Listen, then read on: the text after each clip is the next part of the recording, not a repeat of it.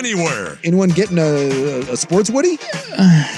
Yeah, well, no, I don't know. Live from the Stadium Sports Bar at A Sportsbook, George McCoy at Warren Allen Attorneys at Law presents a Fan Madness edition of Primetime with Isaac and Sue. Hurt and missing work? Insurance companies acting like jerks? Don't call your mom. Call George McCoy at warrenallen.com. A, make every buzzer beater, bracket buster, and Cinderella run mean more at A Sportsbook. Fan Madness is also brought to you by Video Only, where you always get the best deals on top-rated brands of TVs and home theater, and by Coors Light, the world's most refreshing beer. Enjoy responsibly. Fan Madness from A on 1080. The slipper still fits! The Fan. Well, hey, what it do? Try again. Hey, and number 3. Ahoy! A little on-air programming. Well, isn't it weird that I'm number 3 even though there's only 2 of us? It happens. Interesting. Yeah, we got it. Thanks. Thanks a lot, Schulte. Schulte with some on-air producing. Yeah, so we had the wrong mic on. A little on-air engineering. There we go. Look at on-air us. engineering. Look at me. I'm an engineer, too. You are. You're doing it. Well, you kind of got an engineer look about you. Yes. You know, you've got like a work shirt on and the glasses. You're looking very professional. How do we sound? How are our levels? Check. 1, 2. Sibilance. Come in. The landing gear is down. I can hear me now. I can hear me now, so we're doing all right. Okay, good. Hi. Oh, hi. We're here at A. In case you couldn't tell, a little bit of a background noise happening right now. Yeah, it sounds good. I was driving in, though. Yeah, there's a buzz. It sounds good. Yeah, it sounds good. Well, like, there's nothing better than when you're watching the tournament. In case you didn't know, there is this little basketball tournament going on. NIT. Yeah, why you should come up here. I was thinking more the college, what's the CIT now? Isn't the college crown? I don't know. Oh, there's a lot of tournaments. Yeah, crown, that's what it is. Yeah, the college crown. There's tournaments going on, and like the McNeese State was coming down to the wire, McNeese State versus Clemson. The juice in the building is fantastic, and even though Clemson lost, a bunch of people at the front had laid a bunch of money down on Clemson plus 5.5 in the second half. So even though Clemson lost, there was an uproar from the people in front because they won the Clemson plus 5.5. So Clemson. But they were down big in the first half. Clemson scored 13 points in the first half of that McNeese State game. But wait, the second half spread was Clemson plus 5.5. Clemson got 5.5. And the last second layup covered that? Yes. That doesn't compute to me. And that was the roar of the people up front. Yeah. They were okay. What? I'll take your word for it. It feels like the second half spread would have already been covered because they were way down. I don't know. In the first half. That was from one Danny Meringue. Yeah, that gambling math does not add up. Yeah, no, that doesn't add up. But whatever. Hey, look, that's what it's all about. Right there.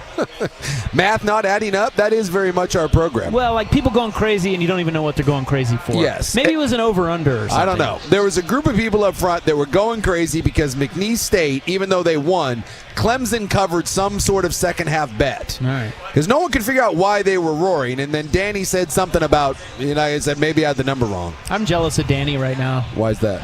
Well, because Danny gets to stay here now and start eating and drinking. And, of course, he has a room here. Yeah. And he doesn't have to do his show until noon tomorrow. That's a valid point. Well, I think Dirt and Sprague are milling around here, too.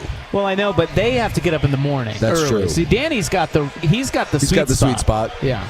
Or you can just be the fan man who's not even here. Yeah, he chose to go off to Mexico. I think he's just drunk in Mexico. Whatever. Screw him. We don't need him. Why would you leave for March Madness? What are you doing? I'm guessing he wasn't in charge of that trip. I mean, let's be honest. He's not in charge of much. That was the lovely bride that put that together. Was like, shut up, we're doing this now. Well, guys, we're here courtesy of George McCoy at Warren Allen Attorneys at Law. It's Fan Madness. We come out here every year, and damn it, it's a freaking blast. Yes, it is. We've got the Stadium Sports Bar and Grill here. We've got the Sports Book where you can bet on all the games with your hard-earned monies. And the Coors Light is flowing like you wouldn't believe. Coors Light. They've got Coors Light, what do they call them, buckets? Yes, on special. Although I will say I sat down and we have a Coors Light bucket, but it's got water in it. Yeah, well, we're professionals. Look at us being responsible. For now. Drinking ALNA purified drinking water. Look, I'm not going to lie. I've already looked around at the drinking options. I understand. Well, this is what happens. This is kind of the benefit of being out and about in the public. I mean, no one's here to check us, for God's sakes. So we thought we weren't going to make it on time here because when we were on I-5, this traffic just stopped. Yeah, it was a little concerning for a little bit. Yeah, it felt like there was an accident or something was wrong, but it was just a bridge lift. Yeah, in real time, both of us, you sent a text message saying, guys, and I was like, right behind you. Yeah. Yeah. That bridge lift, it'll get you a little bit. So some guy was just rolling through with his tugboat, and they have to lift the bridge. Like, what are the parameters of that? Like, do they know when the boats are coming through? I would assume. I think you have to, call ahead. I don't know. I do find it interesting, though, that in one of the, 25 biggest cities in America, we don't have a bridge that things can go under without us lifting it. It seems a bit... It's a fair point. It seems a bit antiquated, but it's also very Portland. When they do the new one... Yeah, they won't have to do that. It's going to be high enough. I'm pretty sure that sure that when you're spending $7 billion, yes, they're going to make it high enough that boats can go underneath. You get a lot of assumptions out of That is a lot of assumptions. My yacht needs to fit under it. Well, I mean, the Glen Jackson you can do. That's the only bridge that you have to do that for, which does seem a bit odd considering that the other bridges, they took that into consideration, but not the I-5 bridge. No, I can't have that. Well, so as I was driving up here, I was looking at the marquee here at ALNA, Yeah. And it shows, you're getting sized up again. Yeah. By all the bros. That's, That was the last time we talked about that. It was here. It was here, yeah. The Vancouver the Richfield bros like to size you up. Yeah, they want to beat your ass. I got a little bit of a black eye already, so maybe I can say that someone already punched me. Maybe the black eye will dissuade others from, for no reason, puffing up their chest and glaring at me. Yeah, that's what it is. Dude, they glare at you. Yeah, there's that. They're thinking, I can see what they're thinking in their head. They're like, he's not that big. I'll take his ass. Don't know what to tell you. Well, anyway, I was looking at the marquee, and did you see who's coming here? When? Soon. I don't know when. Soon. You know how they do on the marquee. Are you talking about Blues Traveler? Well, Blues Traveler was on there, but I don't care about them. I know you do. They're coming in August. Yeah, but they're always around here. Yeah. There are two bands that are coming here that they could not scratch my itch more. Huh. Are you talking about the Tim Taylor Band? No, but that's a great band. The Tim Taylor Band is coming here. And you know what? The Tim Taylor Band, now that Tim Taylor has been turfed by Odyssey, they are going to play that show with fervor. Exactly. Well, he's got nothing else to do. He can throw his entire weight behind the Tim Taylor Band. He's going to send... He will be sending a message the night the Tim Taylor Band plays here at ALNA. So... what else did I say? I said Tim Taylor. Yep. The Spin Doctors are coming. Yes, that's one of them. The freaking Spin Doctors are coming here. They're playing with Blues Traveler. And here's another one. Quiet freaking Riot playing up here at the front bar. Dude, come on. You could not scratch me more where I itch than those two bands. I was trying to think of what would scratch your itch, and the first one, I was like, Spin Doctors, maybe? Come on, feel the noise. The best part is, I don't know if you're aware. Are you kidding me? I don't know if I'm supposed to talk about this. You should look up Quiet Riot and see what. Okay. Why? Oh, you probably shouldn't talk about this? Because you're going to crap all over their show? No. I'm just like, there's a documentary about this version of Quiet Riot. Just look, go to the Quiet Riot show up here at ALNA and do yourself a favor and look up the evolution of Quiet Riot. Because I don't want to talk about a fine rain on my parade. I'm not doing that.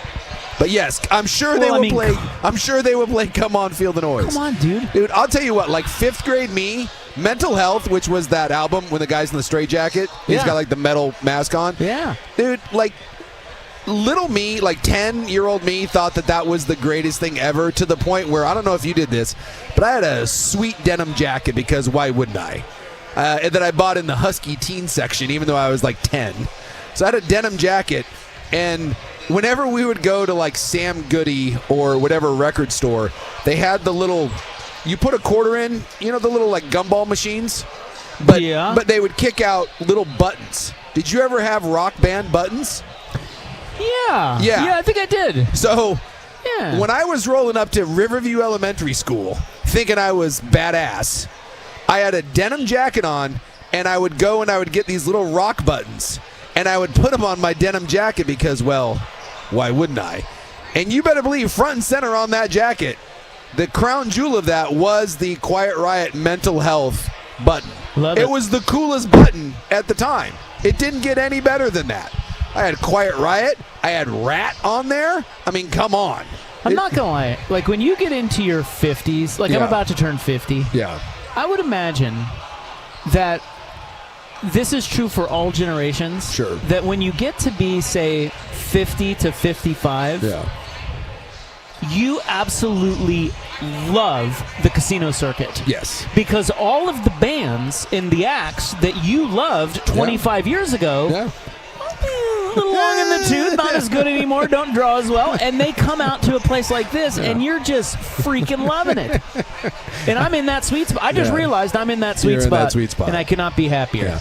I saw at one of the other casinos, the Oregon casinos, I once saw George Jones there. George Jones and Merle Haggard. Hey, man. And I was like, whoa, the Possum? Those are some acts. I'm like, let's go. Was it a year ago? Me and my buddies, we came and saw. That was when we played the over-under on how many black guys we would see at the show. Creed played here. Well, actually, it was Scott Stapp, the lead singer of Creed. And let me tell you something. That was an event. That was something special. So yes, you are right. At a certain age, the casino circuit becomes your wheelhouse. It'll be there for you in about 3 or 4 years.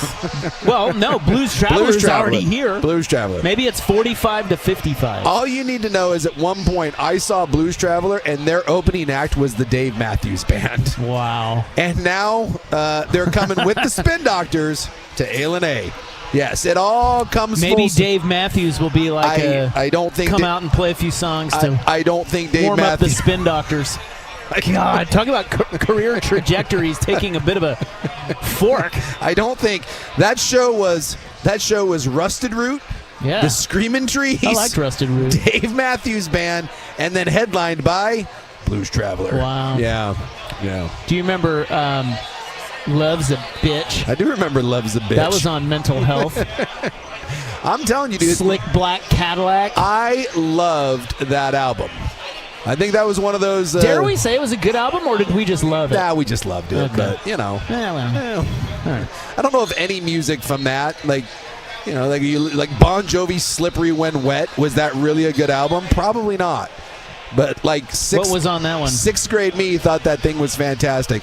I think Slippery When Wet was their big one. I think that had like all the You Give Love a Bad Name and all that. I'd Die for You. Yeah. Wanted Dead or Alive. That's a pretty good jam.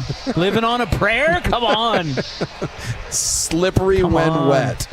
I think that was that was followed up by maybe New Jersey. Yeah, that one I didn't like. No. Well, I think that's because you realized you were no longer 10 and that Bon Jovi officially sucked. I outgrew them. You outgrew them, yes.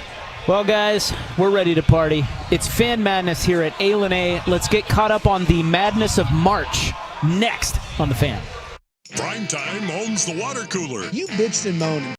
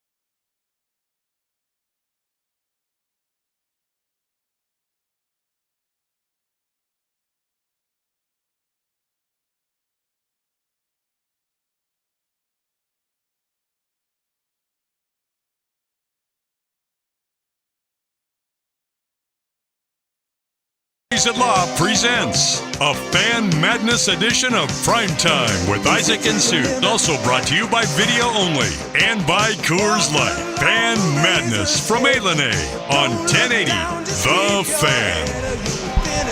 Well, one of our favorite March pastimes, bros sizing up Big Souk at A.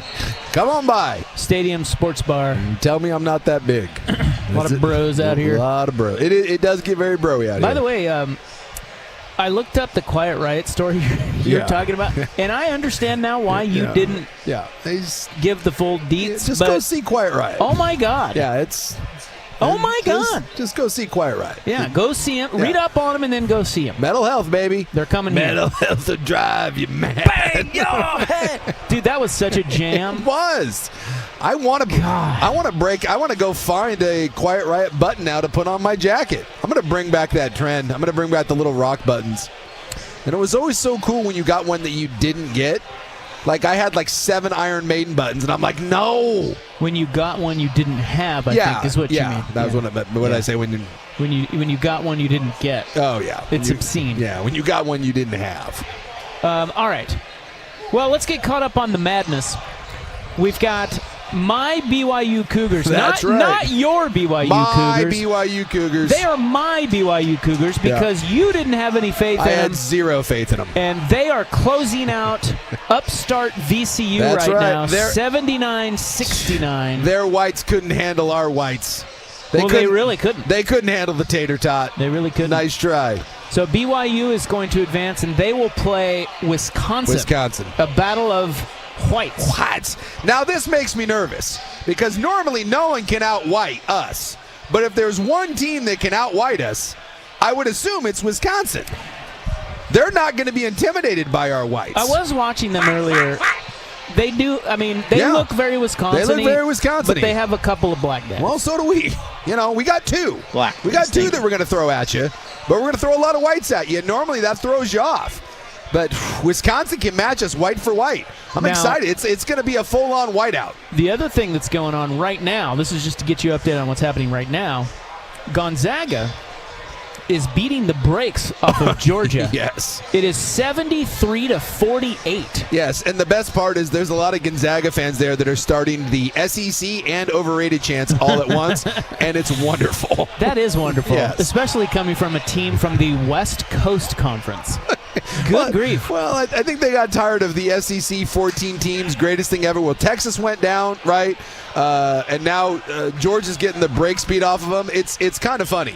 And by the way, everyone that was crapping on Gonzaga this year, be careful. We were talking Ken Palm thinks they're the 8th best team in the country. Yeah. And here they come. They were misseeded. I mean, being an 8 seed, that's insane to me. But they've had their ups and downs this year. Yep. But they're certainly dominating Georgia. The score of this game, as I was driving in, I checked the scores because I was stuck in traffic. Yeah. It was 27-3. Yeah. And that's when the overrated SEC chant started. And that's what the internet is made for. Twitter just... and look, the SEC is really good, okay? They're the best conference in the country. No one's doubting that. But my God, when you tout yourself as the greatest thing since sliced bread, and then right out of the gate you fall flat on your ass, that's what the internet's made for. Is for everyone to come out and make fun of you as you're down by 26 now to Gonzaga. Yeah, I was reading an article the other day about how the SEC kind of regained its dominance, and it's just 1 year. Yeah. But, if you go back not 7-8 years ago, the SEC basketball conference was terrible. Yeah, it was awful. And in there, they talked about a couple of things that happened. One, Rick Barnes coming over to Tennessee was actually a big deal because he coached at Texas, and he understood that in order to recruit basketball, you have to lean into football. Because what was happening was the coaches in the SEC basketball were upset about taking second fiddle or playing second fiddle to football. And they always would. Always, yeah. You're never going to win that battle. Yeah. And they were pissed about it. When Rick Barnes got there, he was like, dude, you're an idiot if you think, one, that's ever going to change, and second, you don't use football to help you recruit in basketball. So that was the first thing. The second thing was they they pay, I think the stat is this year, they pay about 15% more on average to their coaches than any other league. They're just paying to keep their coaches. And they figured out that same thing in football. Like, it used to be that you went to the SEC because it got you paid. And now that's happening in college basketball. And shocking development. Ohio State learned this years ago. Remember, we had the Ohio State AD on years ago, and that was back when they were rolling in both. Gene Smith. Yeah, Gene Smith. And they were killing it in basketball. And there was Greg Oden and all that, and making runs to the Final Four. That was the year they lost to Florida in the national championship, right? One of those back-to-back. Yeah. And he just simply said, it's amazing that no one else kind of figured out. He said, it's just buy-in. He said, we don't field the sport unless we can finance it the way the top 5 teams in the country finance it. And I'm just not certain how many of those schools around the country were doing that. Because it used to be the notion you can't be good at both. And someone figured out, well, yeah, you can. You just have to spend money. Well, yeah, and I think that's the other thing about the money side is, with NIL now, it's allowed these SEC schools. So it's funny. When you're a big booster, because me being from Kansas, I can tell you that it was the opposite. Yeah. Where football, you couldn't get football donations. No, they all wanted to go to basketball. Because the big money guys wanted to be associated with the basketball program. Yeah. Well, the thing that is interesting about NIL is that it allows you to get in the pockets of your rabid fan base that wouldn't normally be quote unquote donors. Yeah. So the donors used to be the big money guys, right? The boosters or whatever that would help support the program. Now you're going legally into smaller pockets. These aren't technically boosters, but they're people that can help your NIL because it's such a rabid fan base in the South. Yeah. And so they're getting, the SEC teams are getting a bunch more money through NIL that's really buoying basketball as opposed to football, because they already have the built-in dough for football. I remember you saying that, like, if I'm a booster in Kansas back in the day, and Kansas come to me and says, hey, I need you to write a $3 million check for our football team. I'm like, no, I'll write you a $3 million check for the basketball team. And I remember, too, back in the day, Jim, remember when UConn had that brief moment where UConn, it was like Randy Edsall. Remember they went to the Fiesta Bowl, they played Oklahoma. Like, there was a brief run there where UConn was trying to be good at football, and there was this idea that they were going to dump a bunch of money into it. And Jim Calhoun had a freaking conniption fit about it. And you did have this pissing contest between dominant programs and the ones that were on the rise up. Yeah. And, there's an element, like you said, Rick Barnes embracing that and understanding that, kind of rising tide lifts all boats and there's enough money to go around. And now you're seeing programs like Alabama and Florida and Tennessee and Auburn that are traditional football programs. And now you're seeing them have basketball teams. And a little vice versa, right? Kentucky's not bad in football the last handful of years. Duke, over the last 15 years, has made a commitment.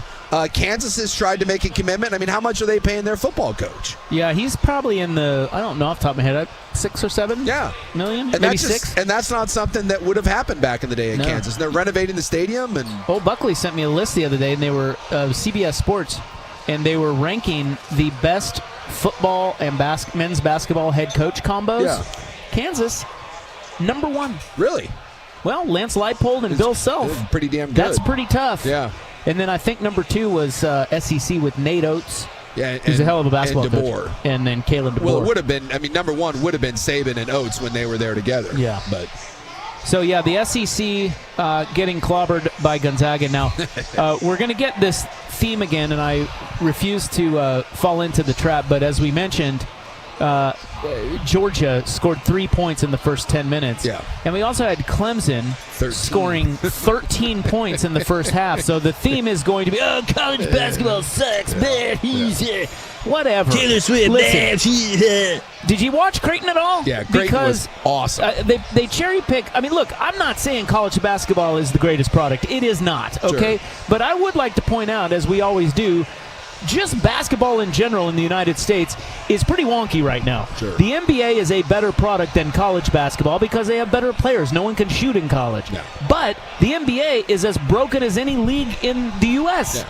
So it's like I kind of want to, off the top here, while we're at Fan Madness for 2 days, all these, we're going to be talking about college basketball and this team sucks or what the hell happened to this team or this.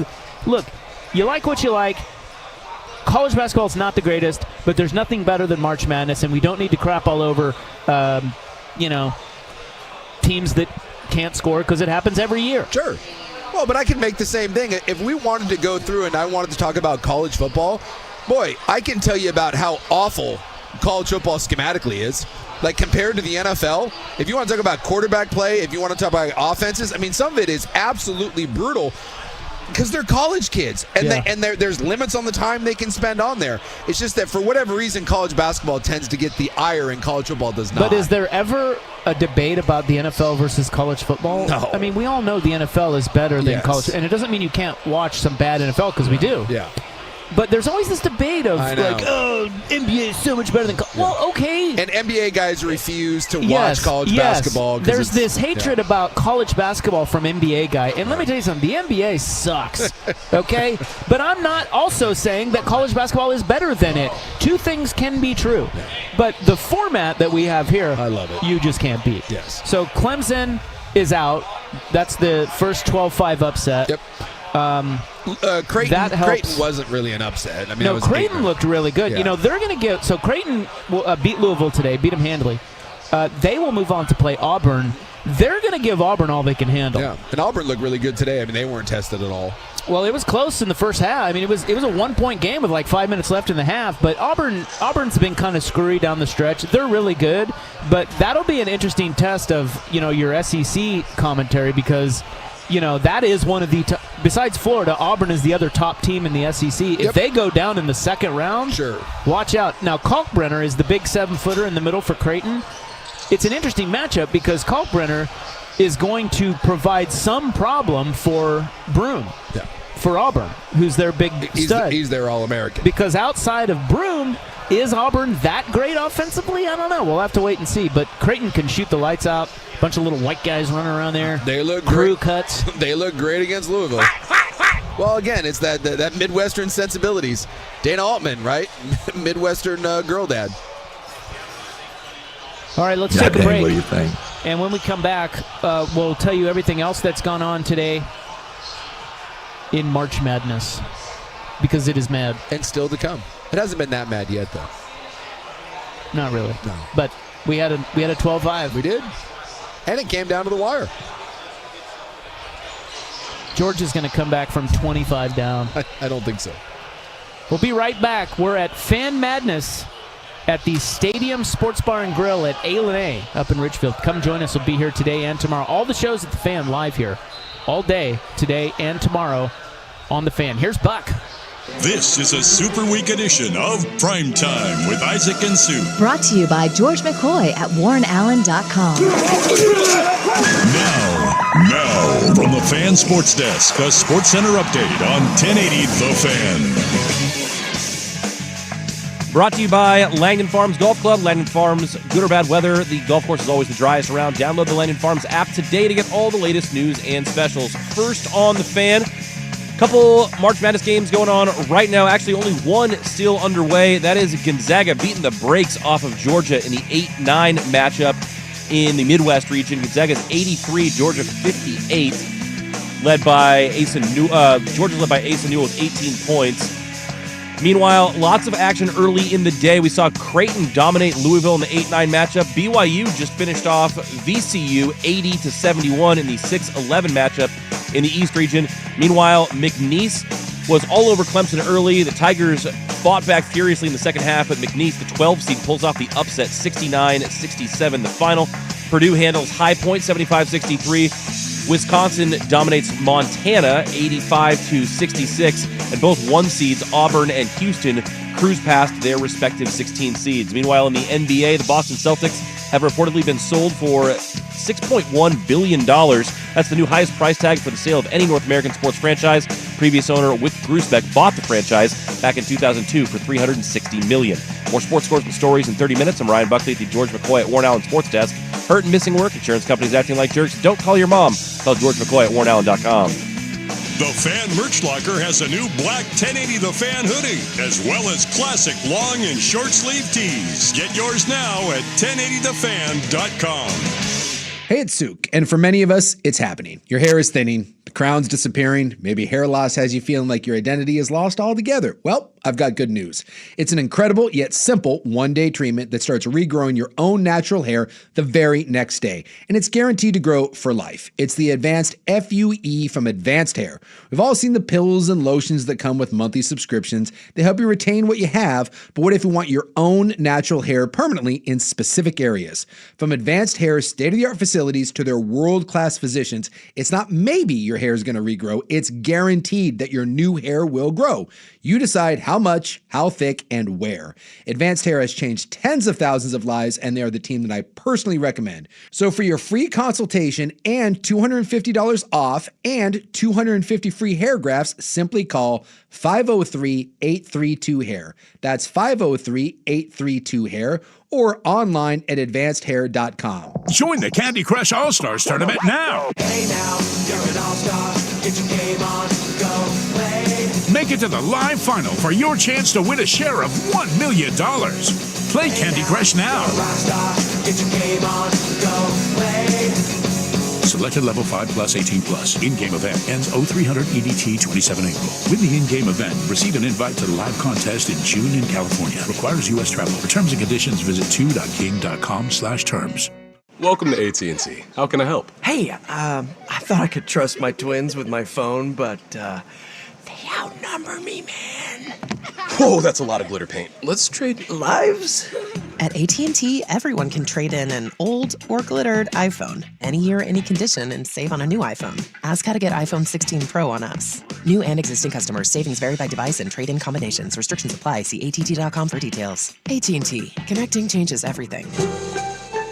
Prescriptions require an online consultation with a healthcare provider who will determine if appropriate. Restrictions apply. See website for details and important safety information. Subscription required. Price varies based on product and subscription plan. Hey guys, millions of men experience ED, but not everyone can access or afford treatments like Viagra. At HIMSS, our own board-certified urologist, Dr. Peter Stahl, knows this better than anyone, and he knows that HIMSS can help. Hi, I'm Dr. Peter Stahl, Senior Vice President of Men's Sexual Health at HIMSS. I've helped many guys with ED, and it has never been more convenient to treat than it is right now, thanks to HIMSS. Through HIMSS.com, you can access a full range of treatment options for ED, including daily or as-needed meds through a 100% online process. If prescribed, your medication is shipped to you for free. Find the ED treatment that fits your needs. Options at up to 95% less than the brand names when you get started at hims.com/radio. To start your free online visit and find ED treatment at up to 95% less than brand name prices, go to hims.com/radio. That's hims.com/radio for your free online visit. I'm George McCoy with Warren Allen, Attorneys at Law. Finally, winter's over.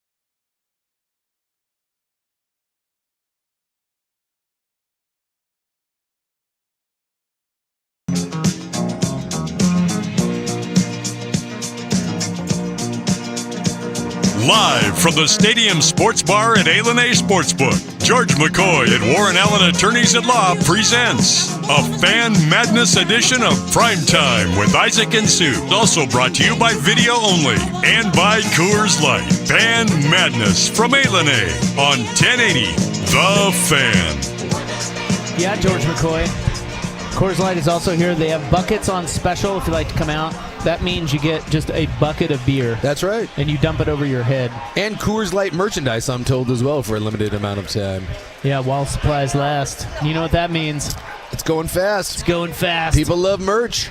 So we are kind of in a lull with the first day of March Madness here of the NCAA tournament. We've got Gonzaga blowing out Georgia, so that does not have the crowd in a fervor. No, it's like 4 minutes left. Gonzaga's up by 25. We're donezo, and then outside of that, I think that's the only that's the only game going right now. But we got some others cranking up here. Yeah, the other 7 are finals. Houston only won by 38 today. Yeah, beating SIU Edwardsville 78-40. Whoops. Auburn won by 20. As we mentioned, Wisconsin and BYU will play. They both won. By the way, BYU ended up winning that by 9. BYU's first round of 64 wins since 2011. Really? Yeah, it's been a bit. Yeah, I guess. I mean, I can't think of any. It's been a bit. That's good BYU teams. No, that's Jimmer. This team's good. You know what? They're going to beat Wisconsin, and I bet you they're going to be an underdog. They will be an underdog to Wisconsin. The battle of the Whites. Let's go. Richie Saunders, man. Yeah. Creighton, really with the win of the day, they beat Louisville in a great 8-9 matchup. Yeah. Creighton wins 89-75. And that was just wire to wire. Creighton led basically that entire game. Purdue beat High Point by 12. That was a close game, but they pulled away late. And then the other final is really the big stunner of the day. McNeese State beat Clemson 69-67. But Clemson outscored them 54-38 in the second half and damn near came back and tied it. It was 31-13 at the half, and it felt like Clemson was buried. They come back with a monster second half. I mean, and that thing was down the stretch. There were a couple big shots there, and Clemson had some chances there at the end and just couldn't get anything to go down. So now we're going to have Kansas-Arkansas, which is a good matchup here in about 30 minutes. Wofford and Tennessee is the next up. That should be tipping off in like 5. You got money on Wofford? I do not. Do you? And then Kansas-Arkansas, Yale A&M, Drake, Missouri, and then get into the nighttime games. Well, you also have Michigan, but UCSD. So those games are. I mean, but those are the big 7 o'clock. Those are the hot upset games. Yeah. Drake and UCSD. Yeah. So I said the Drake 4:30. The two latest games suck. Yeah, and then San Diego and Michigan is the 7 o'clock, and then we finish up with Wilmington and Texas Tech. Yeah, and Omaha St. John's too. Come on, man. St. John's might beat them by 100. I don't know. But maybe not. Omaha's only 22-12. I'm guessing they got hot and won a conference tournament. Did you mention Utah State, UCLA? We got that one too. Oh yeah. That's at 6:30. Don't get too excited. Well, again, what an exciting time! What an exciting time to be alive. Ducks play tomorrow night. I was just talking to somebody about the new them. Pac-12. Exciting time. The Utah State. Isn't the Utah State in the new Pac-12? Yeah, they'll be in there. There you go. It's a battle of. Well, I guess it's not. UCLA's gone. Yeah. God. It's a former and past Pac-12. So the Duckies. I feel like the Duckies this year are a team that will not get upset, but also won't beat a team better than them. Well, I don't think with Altman, I don't think they've ever lost in the first round. Yeah, see, I think they beat Liberty. Yeah, because they're better. Yeah, I feel like he's good. I mean, he's just tough in the tournament.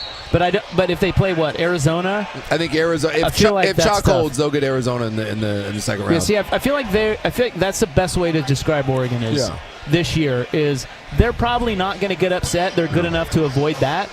But I also don't know that they're good enough to knock off even in Arizona. It's weird because do you take into account what happened at the beginning of the year? Because remember at the beginning of the year they beat Alabama, right? That was they were Jekyll and Hyde. They would either get a big lead and blow it and then find a way to pull it out, or they would fall down by 15 and find a way to come back. But if you look at that second half run that they had, I think that's kind of accurate. What you're saying is that the Wisconsin game is the one that stands out. If we're going to give Wisconsin credit, right, and say, okay, that's a really quality team, I think Oregon was down by 17 in that one, came back and won it in overtime. But outside of that, there's not a lot of really good wins, right? There's some, again, it went back to the early ways of grinding out games, right? The Northwestern game was a little funky. Northwestern scored 50 on them in the second half.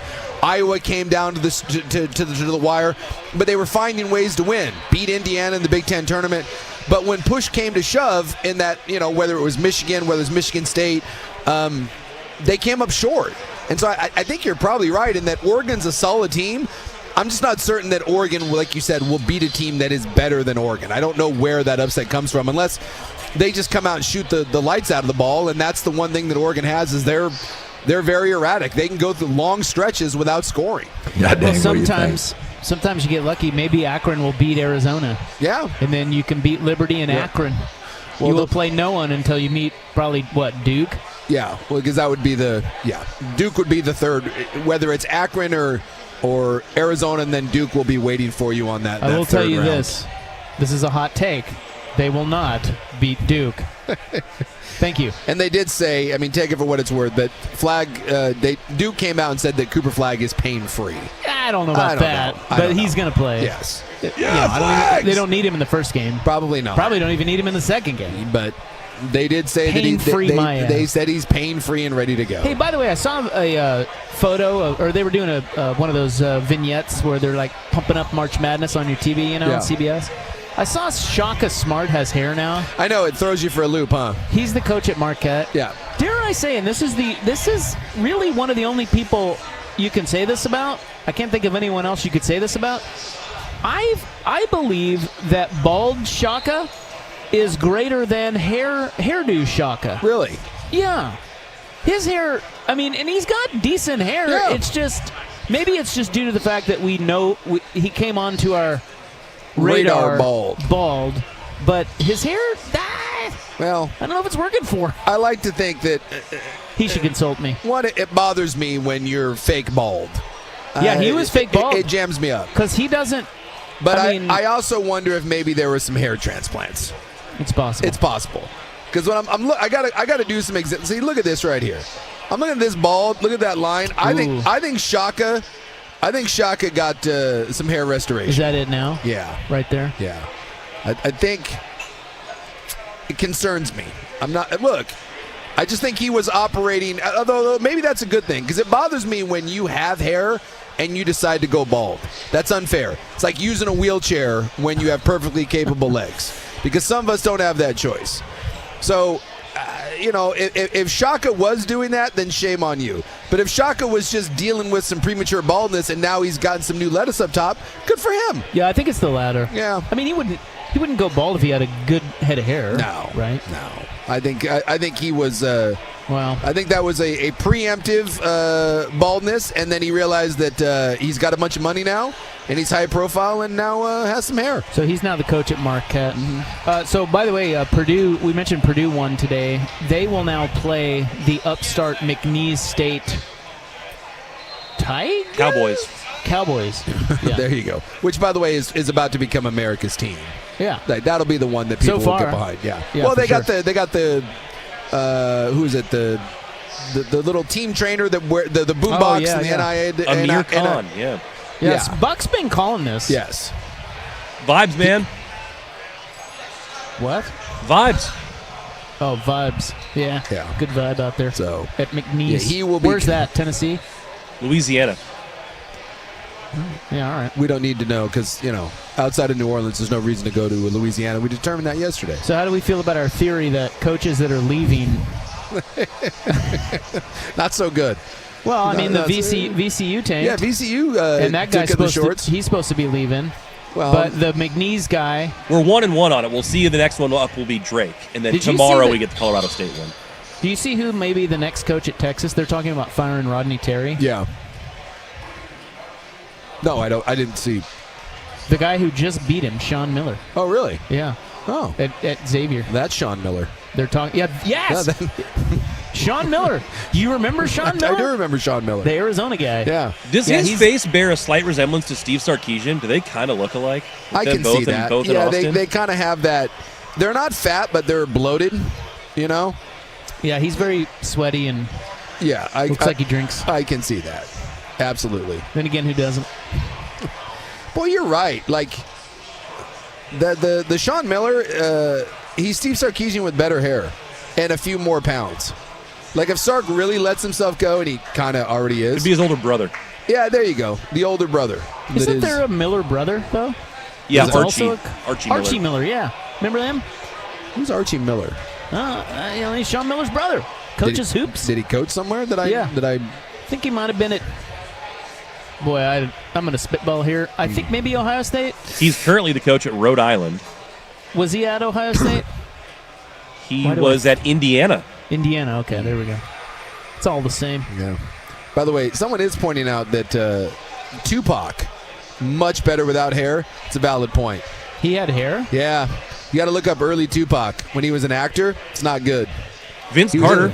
He was in the movie Juice. Oh, yeah. Yeah, he had like a weird part thing going on. Oh, I don't think that looks that bad. It's just his hair cut. Yeah, he's better with hair. He's better bald, though. But again, that's an advantage that the black guy has over the white guy. Is there anybody else? Yeah. Black guy, way different. Yeah, black guy, it's way different. Jordan started the whole thing. Like, Jordan was the first one to just be like, dude, the black guy baldness, it doesn't have the same connotation as white guy baldness. And it kind of goes to the point of when you're bald and white, you got to get some color up there. Otherwise, you just look like a penis. It's not a good look. But the black guy doesn't have to worry about that. Does The Rock look better bald? Yes.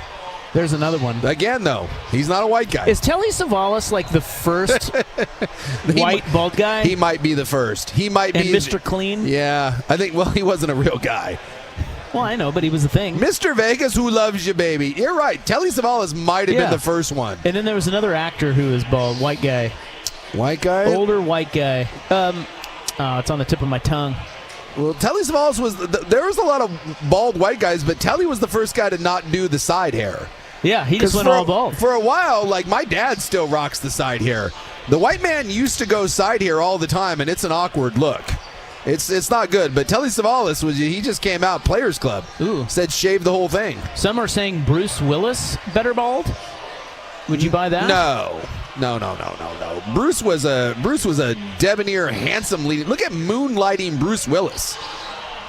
You stop that. That's a great show. Yeah, moonlighting Bruce Willis. You're telling me that's not better? What do you do with Andre Agassi?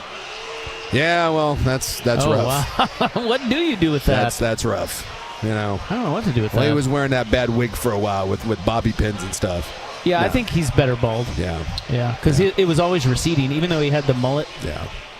Well, it's tough. All right. Well, we found a few. But it's good. You know, all in a day's work. You got to remember too that a lot of us that are going bald, we never had good hair. Like I didn't have like Andre Agassi. So like the BTJ will see photos of me.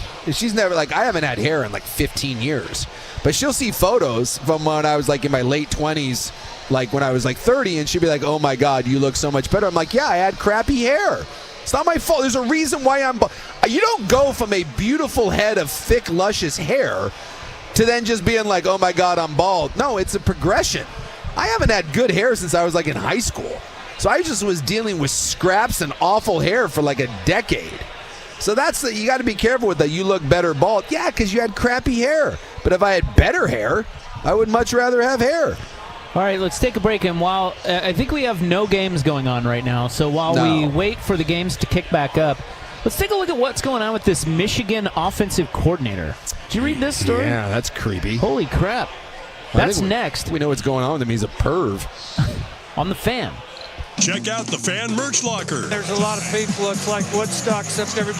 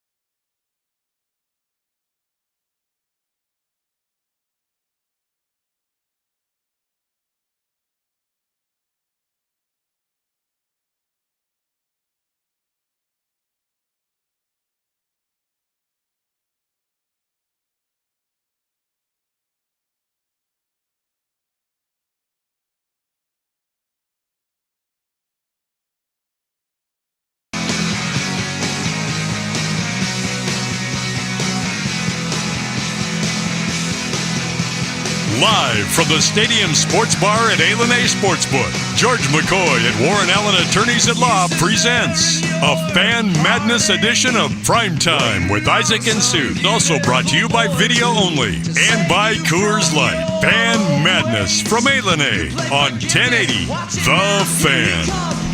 All right, welcome back to our show. Hello. We have our first rock chalker. Well, no, there were two more earlier. Oh, I didn't see them. That's the first Kansas contingency I've seen. Well, we noticed each other, you know. Oh, you may not be looking I saw you start clapping. Yeah, well, we've got a hot rock chalker here. Yeah, right here. And I tell you, did you see the look on her face? So she walks up, she's got her Kansas shirt on. Yeah. And because KU's about to start against Arkansas. And she goes rock chalk, and of course I start clapping, and we hug and, kiss and mildly caress. It was pretty hot. Did you see the look on her face after that? Nervous. Yeah, kind of the eek emoji, you know? That's how Kansas fans feel. It's not good right now. Yeah. Hey, the SEC's overrated. You're fine, Arkansas. I will say this, okay? Hot take. Yeah. Kansas wins tonight. Okay. I think they win tonight. See, this is not like you. You're normally a little Debbie Downer. I know. Well, reverse jinx here. I have some sources. Yeah. Okay. And they tell me the vibe is actually pretty good. There was a moment a month ago, like in February, where they almost crumbled. Well, BYU drilled them, and after the press conference, Bill Self said, we're going to go home, not watch the film, and we're going to get away from each other. Yeah. We should not be around each other right now. And I was like, did we, and by we, I mean a real basketball school like BYU, did we just kill the mighty Kansas Jayhawks? Well, at that time, there was a lot of stuff about Bill Self might be leaving, and is he doing as good a job as he used to, and this team should be better than it is. Well, then, I don't know if it was after that game, but after one of the games, O.J. Mayo, who's from Lawrence, and he's a transfer. He transferred back in to play at KU. He'd been going cold, missing some shots, and he gets the N-bomb thrown at him on social media. Yeah, he posted a bunch of it. Yeah, it was bad. It was bad, and now you got that, and it looked like, dude, this thing is going to end bad. Yeah. Well, they've kept it on the rails. Here they are. Remember, they were the number one team in the country at the start of the year. Yeah. They have talent. They're limited offensively, but the vibes are good. They're playing hard, and Calipari is going to be good at Arkansas. This is not, and Thero's out, by the way, for Arkansas. This is not a great Arkansas team. So I'm going to take Kansas to win tonight. All right, I love it. And then if they win, they play... I got the bracket in front of me here. We'll get to our Michigan segment next. But yeah, the creepy Michigan coach. Yeah, I want to talk about that. But the games are back underway. We've got Tennessee and Wofford, 8-6 Vols. They would get the Johnnies. Oh, that's right, St. John's. St. John. And I got a text from Bartu today. You know what he tells me? He says Kansas knocks off St. John's. Well, Bartu has this. It's the analytic thing. Remember, I was telling you the any team basically that makes the Final Four, statistically speaking, overwhelming. It's like 88%. They're top 50 in offense, top 50 in defense. And if you win a title, you have to be top 10 in one and top 50 in the other. And so they were going through and saying which teams met that criterion, which teams didn't. And one team that does not is St. John's. St. John's is top 50 defensively, but their offense is dreadful. Well, so is Kansas's, though. Well, I'm just saying. The game might be 55-54. Sure, I'm just saying, of a team that's a 2 seed, St. John does not have the traditional makeup of team that ends up making a Final Four. Yeah. So, well, they're really good defensively, and they got Rick Pitino. But and Kansas has a 7-footer in the middle. If you can't deal with, it's all about matchups. That you hate, by the way. Oh, he's terrible. He lays bricks all the time. But if you can't guard him, he's going to get to the line. Like, that is one way they get offense. I'm just looking here that your Kansas. She's staring at just. She's staring at the screen nervously, swaying. Yeah, and she's got her betting ticket there. Yes, arms folded. Just. I have one other thing here. Oh, thank you. Who are you, sir? Okay. Someone dropping off the nectar of the gods is what's happening. Those are my guys. All right. Those are my waste management guys. There you go. Wow. I think I just got. Oh. We now have two old fashions. Oh boy. We have two. Thank you. Uh-oh. I can appreciate the fact that someone did not get me an old-fashioned. It's on. Someone just got me straight. Would you like an old-fashioned? Someone just got me straight whiskey. I'm assuming that's a Tully's, so thank you. Well, we just we're so popular that people just continually drop off drinks. Just comes. It's just hard being us. Yes. By the way, Joey Harrington's brother just walked by. Yes, not as drunk as he was last year. And he is in the Joey Harrington basketball jersey. He also mentioned to me that the green couch has been reupholstered and it is back in the mansion. I can't wait. So there's the update on that. I would also like to, when we come back, I want to tell you, someone has spite bet me. Ooh. And I'm not happy about it. I love a good spite bet. Yeah. I'm going to tell you about that. Well, I'm waiting because you've got your Kansas contingency. This is the downside of being a BYU fan. I don't think I've ever seen a BYU fan in this casino. Well, I mean, I know. Can they even be in here? Well, you can. Isn't it a violation of the Quran or whatever? The Quran. You know. The BYU Quran. I'm here. I'm wearing my BYU shirt. I'm hoping like we're having a big game. We beat the brakes off VCU. There's not one other Coug fan that I can fist bump. Not one. This is like when I go tailgating and I'm the only one drinking. I'm like, what? One day. It's too bad. One day I'm going to go to a BYU football game and I'm going to find another BYU fan that's getting housed with me. And that's going to become my best friend. You know, it might be worth penciling Wisconsin through tomorrow. Yeah. Based on the drinking alone. Exactly. I mean, what a mismatch. Wisconsin versus BYU. What a because those Wisconsin dude. Oh, there's another KU guy. Yeah. That's the husband. Yeah. No one drinks like the Wisconsin No one faithful. drinks like Wisconsin. No. They're amazing. Yes. Like if you put together your drinking bracket, yeah. They're Dude, this is top this is a 16 versus a 1. Yes, it is. And look, we're not even in the tournament. Well, you're in the NIT, dude. Yeah, I don't even think we're in the NIT. No, we're CIT, CBI, something. But that's the best part is that when I go tailgating, the one good thing when I wear my BYU gear, I get wherever I go at a tailgate, people love me because I'm the one BYU fan drinking. And they all get excited about it. But just once, I'd like to see a BYU fan up here so that we could celebrate this big win together. But I'm just going to have to root for my Kansas. I didn't even think about that. I'm just joining. I'm just going to wear my Kansas gear next time. It's like the anti-Mormon establishment. I know. Sorry. Yeah.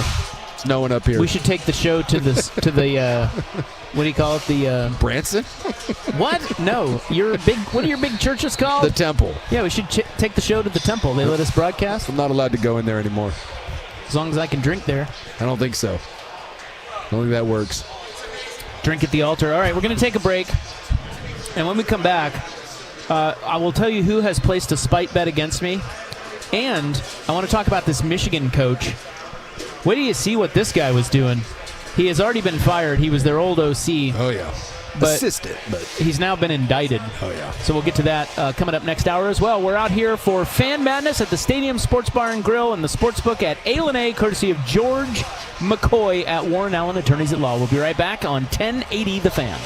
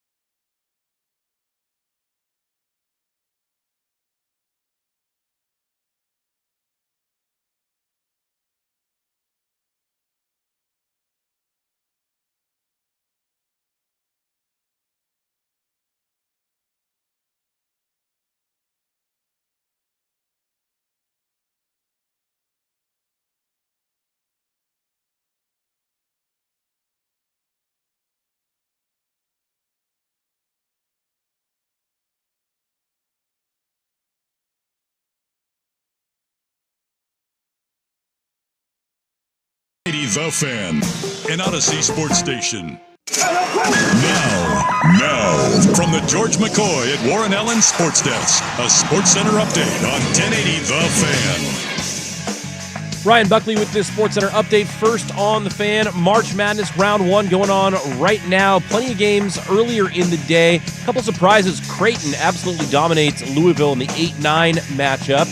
You also had Purdue taking care of High Point 75-63 in the 4-13 matchup.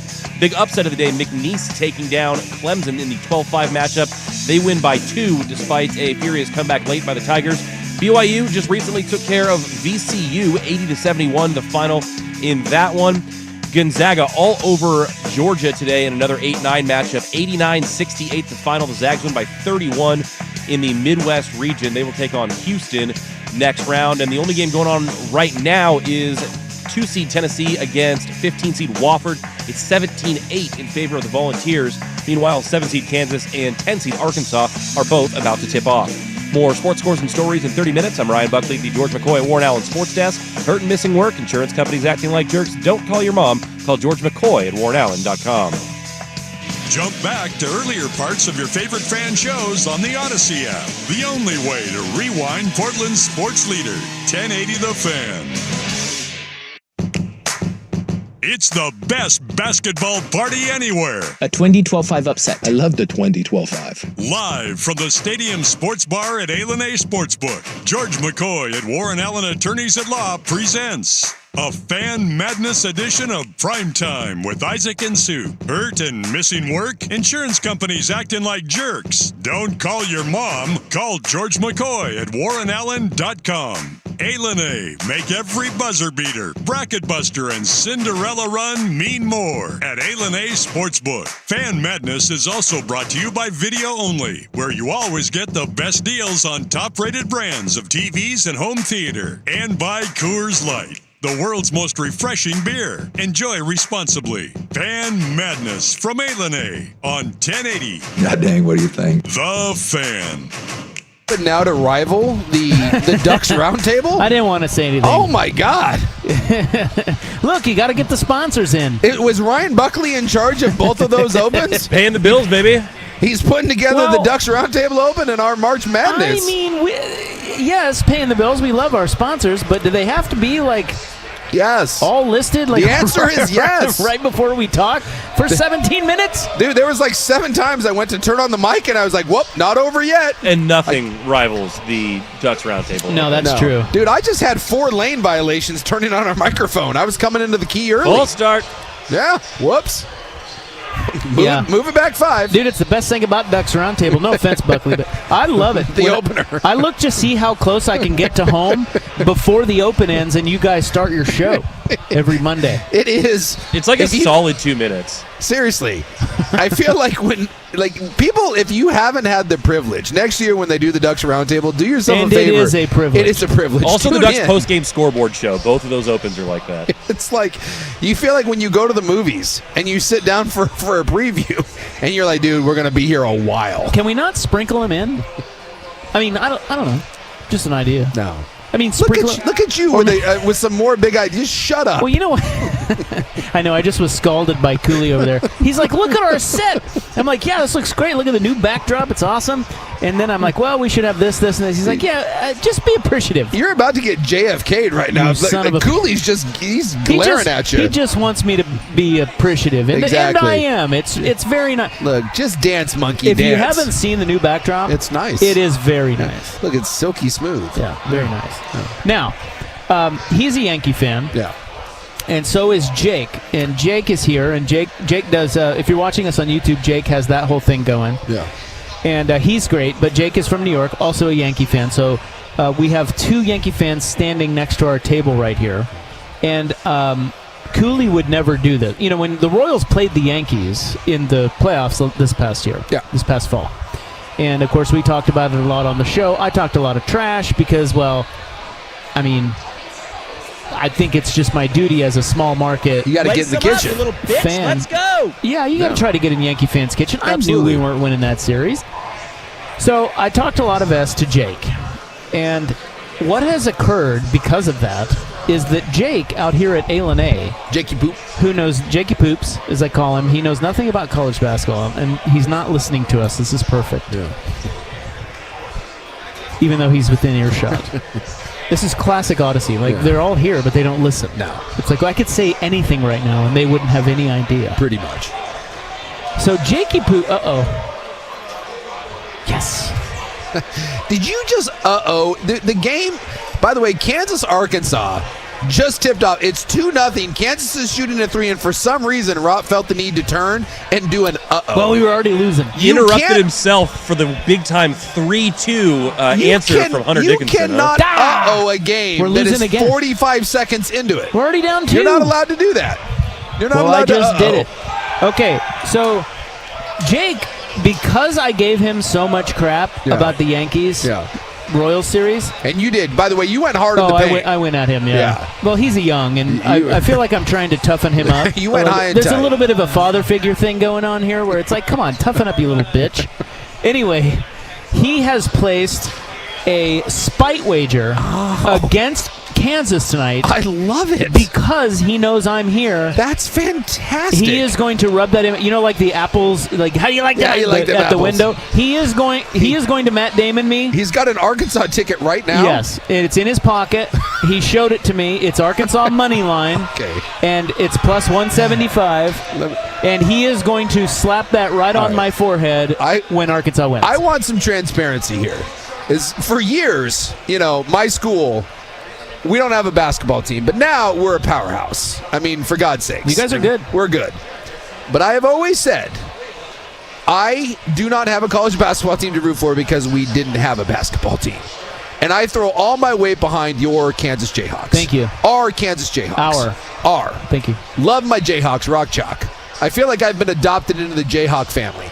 And I have never, in the 20 years we've been together, outside of when they've played BYU, which is only recently, have I ever rooted against Kansas. And I'm not going to say that I'm rooting against Kansas, because I am not. But if Kansas were to lose, the only solace would be to see Jakey Poops slap that ticket down, that spite ticket down in front of you. You got to admit. He's got one on me. You got to admit, even if that happened, as upset as you'd be like, all right, that's pretty good. Yeah, it's a smart move. It's well played. It's well played. Unless he loses. Yes. And then you better believe I'm conjuring up some stuff in my head. You're going right back. When he loses. Yes. Idiot. I don't know how much he bet on it, but Kansas is already getting blown out. Well, I'll tell you what. God. What's their blown? What is it, 6-3? I hate them. Spite bets, by the way, should only be. You can't spite bet more than a sawbuck. $10 is the most you should bet on a spite. Jake, on a spite. How much was your bet? How much was your KU bet? How much was your spite bet? Your Arkansas bet. $10. See? Sawbuck. 10 to win $17.50. Yeah. See, that's an appropriate spite bet is $10. Anything more than a $10 spite bet, now you're just entering silly territory. Don't do that. Well, I appreciate it. All right, coming up next, let's take a look at this Michigan OC. He is in some former Michigan OC, in some hot water. Next on The Fan. The best basketball party is back. George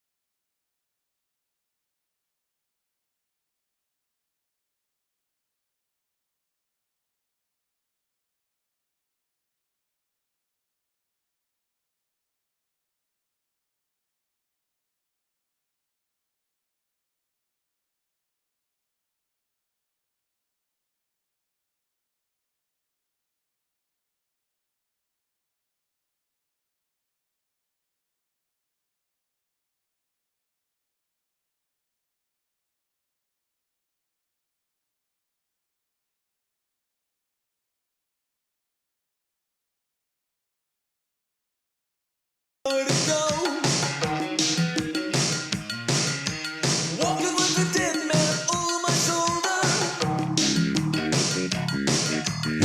from the Stadium Sports Bar at A Sportsbook, George McCoy at Warren Allen Attorneys at Law presents a Fan Madness edition of Primetime with Isaac and Sue. Also brought to you by Video Only and by Coors Light. Fan Madness from A on 1080 The Fan.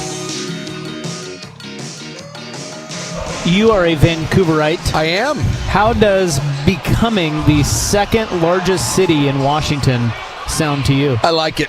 I heard this today. I was seeing it, and quite frankly, I'm walking a little prouder today. I think right now we're fourth. And quite frankly, it's unacceptable. So Tacoma, Seattle, Tacoma, Spokane, and then Vancouver. Yeah, but we're right behind, and that's about to change. It is about to change. I like what you guys are doing up there. Hey, we're doing good things out in the coop. Yeah. You know, for a long time, the Vantucky thing, we were mocked. You were. But not anymore. No, there's a lot of, for the first time in my life, people are starting to come over from Portland to come over to Vancouver to see what we got going on. The new waterfront. That's right. You know. Hey, I have a little bit of breaking news. Yeah. Meatball. Yeah. My son. Your son. He and his fiance have purchased a home in Vancouver. Yeah. How does it feel to be chosen second? Hey, that's fine with me. It's a great little house. Yeah. You know, their first home. Yeah. I'm really excited for them. They close next week. Don't worry. Anytime they make any sort of big purchase, they'll still drive over in Portland to buy it. That's what I feel terrible about. Like, anyone that owns a business in Vancouver, if you're selling something over like $200, I feel terrible for you. Well, but can't you get it? Oh, you're right. Yeah. So if you're from Oregon and you buy something in Washington, you can show your. I think you can still do that. I know there's been some talk about trying to eliminate that, but I think you can still do it. So if I buy a car in Washington, I can still show them that I'm from Oregon and not pay the sales tax. Well, you don't have to. I mean, that's where your car is registered. That doesn't matter. Okay. But if you're from Washington, like if you're from Washington, I bought my car in Portland. You know, but I still had to deal with Washington sales tax. Why? Because I live in Washington. Yeah, they don't. No. So even though they don't just let everyone come to Oregon and buy everything. No. So even though that's like with a TV, like there's a Costco that's like 2 minutes from my house. Kansas sucks. It's 12.5, by the way.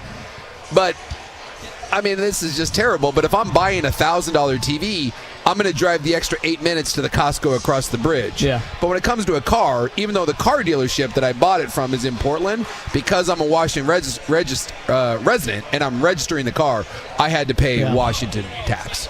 So get this story. Some things they still get you on. The former co-offensive coordinator for Michigan football has been charged with hacking into thousands of athlete and alumni accounts and downloading private data, including intimate photos, over an 8-year span. Yeah, so this came out a while ago when he got fired, and everyone was speculating why he was hacking into people's accounts. And so some people thought maybe it was, you know, it was a recruiting thing, and maybe he was trying to get like info on people and that sort of thing.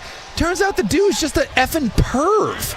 His main thing was he was trying to get female athletes, and he was trying to get their nudes, and then was like stockpiling them. Yeah. His name is Matthew Wise. He is 42 years old. Now, when he got fired, because they fired him early on in the, I feel like, this may be revisionist history. No, they fired him a while ago. They fired him early on in the whole Jim Harbaugh thing. Yes. We thought maybe, that's just the fall guy. Sure. Right? We don't really know what he was doing, but he's going to take the fall. Yeah. Well, now we're finding out why he was fired. He's been indicted. Oh, yeah. So he was also the quarterback's coach. He gained unauthorized access to a student-athlete database of over 100 colleges and universities and downloaded the personal identifiable information and medical data of over 150,000 athletes. Yeah. And by the way, the feds... Yeah, you can't do that. This is not a state thing. No. He's been indicted on the federal level. Yeah, he's in some trouble. He's been charged with 24 counts, 14 of unauthorized access to computers, 10 counts of aggravated identity theft, and apparently he used the data and internet research to obtain access to social media, email, and cloud storage accounts of more than 2,000 athletes, and he hacked in to their passwords, which, by the way, I got to give him some credit. Yeah, like I don't know how to do that. I don't either. No, and I feel that's like the Mr. Robot stuff. Yeah, I feel like that's like the Russians and stuff, not just some offensive coordinator at Michigan. But he was able to do that. First off, I'm stunned. There has to be more people involved in this, and it's not just for the sake of getting nudes. I'm sure there were some others part to it, but the fact that they found a bunch of intimate photos that he was storing, I mean, my God. Yeah. My man. So you think that was the sole purpose? I don't think so. I think there was some other. What was the sole purpose? I mean, the idea of like medical. I still have to believe when this all comes out in the wash, so there has to be some sort of competitive advantage, right? Whether it's recruiting or whether it's medical information for opponents, there has to be something else. Why would you go to this length to get like nudes? Like that feel just like seems odd. I'm with you. I think it feels like this was something that started with football. Yeah, and then just kind of branched. And then he realized, college girls? College athletes? Yeah, it's possible. Once you start, and it's like anything else, right? You start off maybe reading people's emails, reading people's accounts to try to get some sort of dirt, right? Yeah. Maybe it starts out as a recruiting thing. Maybe it starts out as a leverage thing. Maybe it starts out of, I'm just trying to understand what people are thinking. Maybe even people on my own team, right? What are people saying back and forth? And you just go down that wormhole or the rabbit hole, and before you know it, it just keeps expanding and expanding and expanding. But for something to be that big, I gotta believe there's some other motive than just being a perv. Although, let's say this, never underestimate pervs. Never, never, never underestimate the ability of grown men to be dirty bastards. Well, once you get access to something for another reason, and then you realize you can use it for pervy reasons, oh my gosh, I'm a filthy bastard. Yeah. It makes sense. So he then downloaded personal, intimate photos and videos that were never intended to be shared beyond intimate partners. So this is where I was saying he hacked into passwords. In addition to personally identifiable information and medical data of over 150,000 athletes, crazy. He downloaded athletes' passwords by cracking encryption protection on the passwords. How do you even do that? Yeah, I don't know. Well, it did say, the one article I read, the indictment, one of the quotes that the government's using is that they're calling him a computer whiz. They're saying that I don't know if he had help, but they are saying that this is not something that just anyone could do. They're saying this was really advanced stuff. Did you also see when he was going back and making notes on the nude videos and photos? No. So I guess he had files that were sorted, private files, so very sexual, explicit images and videos, and then he was going and he was keeping notes on these things. Notes is he was making comments. He was sorting people by body parts, by body size, by sexual preferences. Yeah, dude. How does he even know that? Well, I guess the videos. Yeah. Oh. Yeah. So yes. Wow. Yeah, he kept notes. Yeah, kept notes on photos and videos that he downloaded, commenting on bodies, sexual preferences, sometimes returning years later to look for new images. Yeah, well, I don't blame him for that. So, I mean, so whether or not this was explicitly about getting nudes and all that stuff, I'll tell you what, he was circling back to that. That's crazy. If you're making notes to be like, hey, Michigan State volleyball player, check back later for new, dude, he's going to jail for a long time. Okay, so one last thing on this. I know we got to go. In the News is next, but they're saying that he only faces 5 years in prison. How is that even possible? And I want you, for those of you that didn't hear our club last night, we were talking about the Netflix, the director who ripped off Netflix for $11,000 or something? Oh, no, it was $11 million. Or I'm sorry. Yeah, that's what I meant. $11 million. Yeah. He took a bunch of money that they gave him to do a series. He didn't do the series. He took the money. Just took the money. That dude, that Netflix guy, or the director, faces 90 years in prison. This guy cross state lines, faces federal crimes. 5. I don't know how that's possible. What the hell? I don't know. I mean, I'll tell you what. The guy's lucky that they're college, and seemingly everyone's over 18. Because if you imagine if this was a couple of people that were 17 and were under the age of 18, then you could get into some real problems. Dude. But, dude, this guy, Nuts. and he was an assistant coach for the Ravens for years and years. I mean, this was a really respected member of the football community. Is he coaching now? No.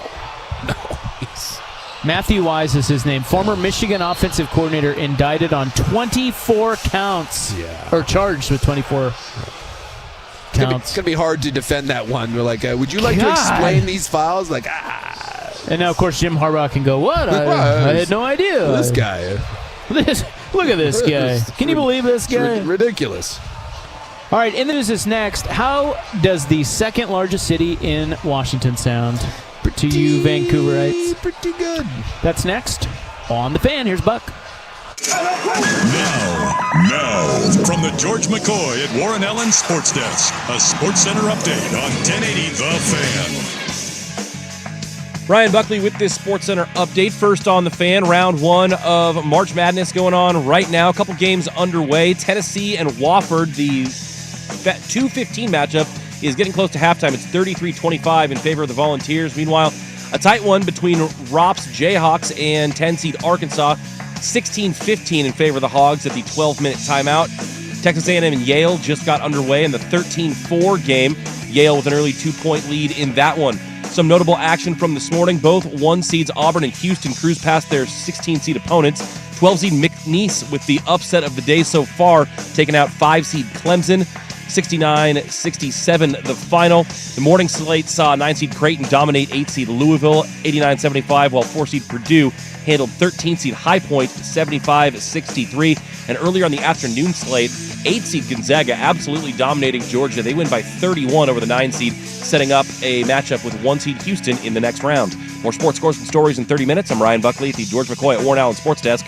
Hurt and missing work, insurance companies acting like jerks. Don't call your mom. Call George McCoy at warrenallen.com. More, please. Golf in the Northwest with Jason Swigart is back. Saturdays at 8 a.m. before the Sinner and the Saint on Portland's sports leader, 1080 The Fan. Isaac and Rob sticking around for Isaac and Rob. Isaac and Rob. I like the sound of that. It is. Isaac, it is. You're doing great.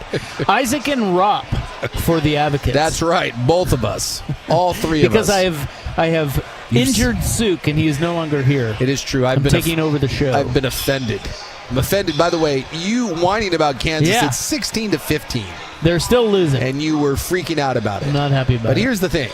If you've been injured or you've had your rights violated by a former Michigan football coach, we were talking about that dirty bird. Not only is that guy facing federal counts, I'm guessing there's probably some personal lawsuits that are coming this guy's way. At least 24 of them. At least 24. If not 150,000. Yes. If you're an athlete or anyone and someone hacks into your computer and gets all of your sensitive information, yeah, you're not allowed to do that. That's another one. Yeah, so what happens in that case? You call the Advocates. Yeah. So whether you're Isaac or Rob, right, all of us, you call the Advocates because they don't care who you are. They're going to take you down. That's right. They are going to take you down. There ain't no doubt about it. No. Yeah, the Advocates are great. Consultations are free. They don't get paid until you win. So if you have been injured at all, even on the internet, I would imagine. Yes. You need more than a lawyer. You deserve an advocate. Visit their website, advocateslaw.com. You want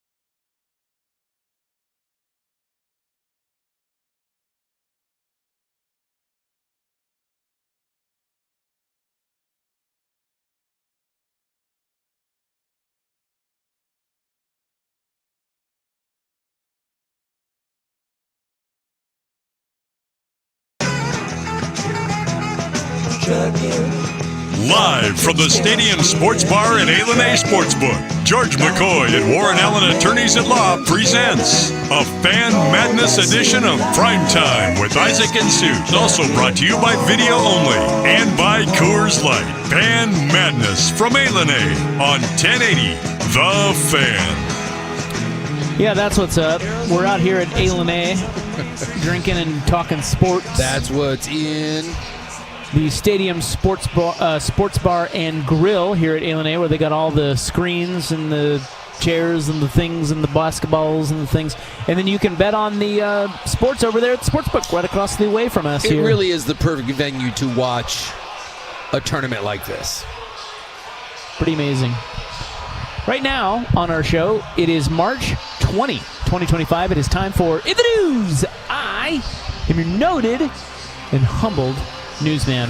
It's brought to you by the Advocates, injury attorneys at advocateslaw.com. Today is Atheist Pride Day. Hey, there you go. Thank you.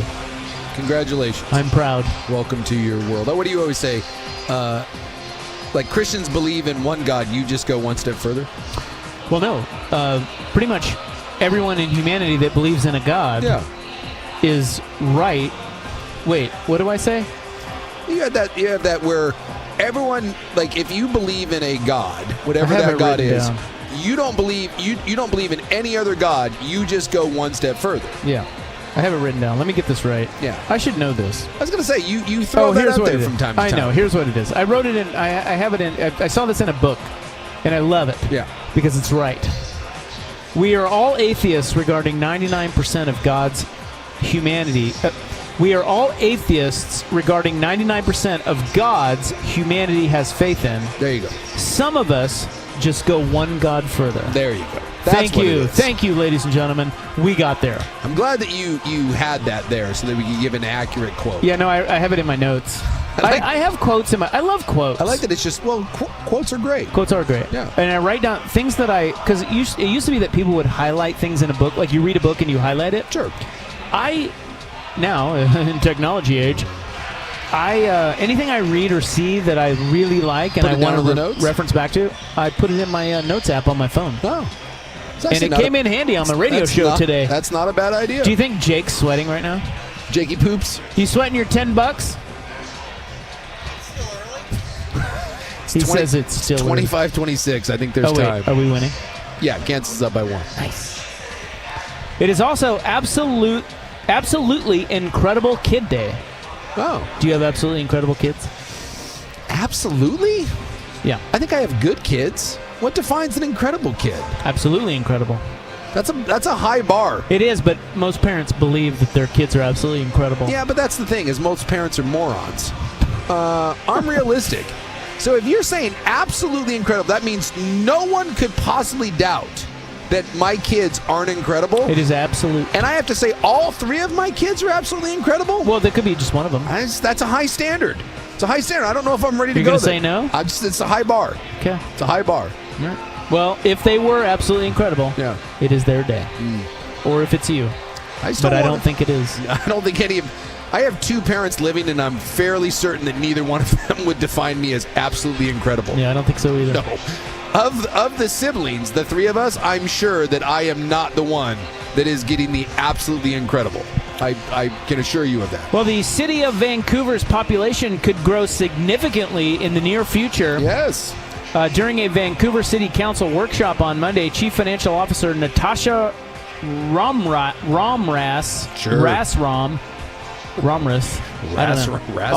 R-A-M. How about just Natasha? Well, her last name is spelled R-A-M-R-A-S. I think we're just going with Natasha. How should we pronounce that? Romras. I'm sticking with Natasha. Natasha Romras. There you go. Presented leaders with 4 different options for annexation. Yes. Did you have annexation in your... Look, we're taking over. On the bingo card? We're seeing what the Russians are doing, and we're like, you know what? We're doing it too. We're coming for you. Even though the people that we're annexing are basically part of Vancouver, we're just trying to expand the city limits. Well, this makes sense to me. What they're talking about here is the urban growth area, which is sort of outside of Vancouver, but it's just grown beyond the city limits of Vancouver. Yes. The city is wanting to gobble that up, and when you gobble that up, shockingly, you make more money because all those people pay property taxes and such. And, of course, you do have services that you have to pay for, like fire and water. You got to hire more people. So so they're doing the math. So and right now they have said that there's 5 expansion plans. This one says 3. 3. No, 4. Sorry, 4. 4. Okay, so we'll split the difference. So there's 4 expansion plans. The problem is all of the expansion plans except for I think the smallest one. It would actually at the beginning it would run a deficit. It would cost more money at the beginning of it. By, I don't know, somewhere between $10 and $50 million.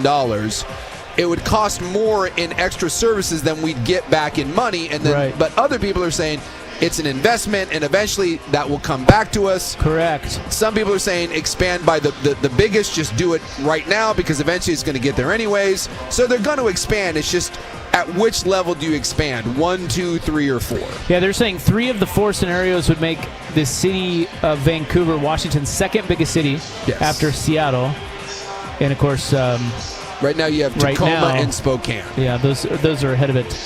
But the mayor pro tem, did you have a mayor pro tem? Did you know that? I didn't know that. You did not? I did not. Yeah, I didn't either. His name is Eric Paulson.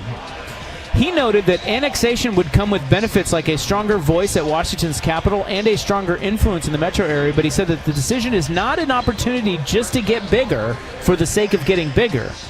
Those benefits would be knock-on benefits, but those are not reasons to do this kind of thing. We do have to be judicious about the financial aspects as well as the impact to the services of our existing residents. So they don't want to just do it just to do it. Yeah. They want to do it to make massive quantities of money, raise your property taxes, drive you out of Vancouver into Yakima. Vancouver is growing. Everyone knows it's growing. It's just a matter of now, what sort of swings do you want to take? Yeah, I like it. I like what you guys are doing up there. You're doing a nice You job. guys are smart. Yeah. I mean, not you, but well, we've evolved past, I think, the Vantucky thing. Yeah. That was... It's getting better. Some of it. It's getting better. So we're soon to be, potentially, the second or the third biggest city in the state of Washington. So look at us grow. Isn't that exciting? Little old Vancouver. Yeah. Who knew? Well, like I said, for the first time in my life, I've actually seen people that are moving from Portland over into Vancouver. Yeah. And, that's... cheaper. Yeah, it's cheaper. And it's not. I mean, it used to be that if you moved over there, yes, it was cheaper, but you wouldn't have. I mean, you just live in Vancouver versus Portland. You didn't have the amenities. It was worse. Yeah. But now, it's not. No, we're getting nicer restaurants. We're getting nicer hotels. There's more nightlife over there. And for a lot of people, you get that, and then if you want to go into Portland, it's an extra 10-minute drive. Right. I mean, that's kind of my whole thing. I spend the vast majority of my entertainment dollar in Portland. I spend the vast majority of my free time in Portland. But, I'm a Vancouver resident. But also, I live right across the bridge. There's a difference between living on the outskirts of Vancouver and where I live. Yeah. Well, things are looking up for you Vancouverites up there. Feel pretty good. All right, coming up next, we have a terrifying tale from Washugal, and we had a car fall from a parking structure. I don't understand how this happened. No, I don't either, but it's scary. I don't like this at all. That happened. We'll get to those items next on The Fan. This is The Fan's window into sports. A view into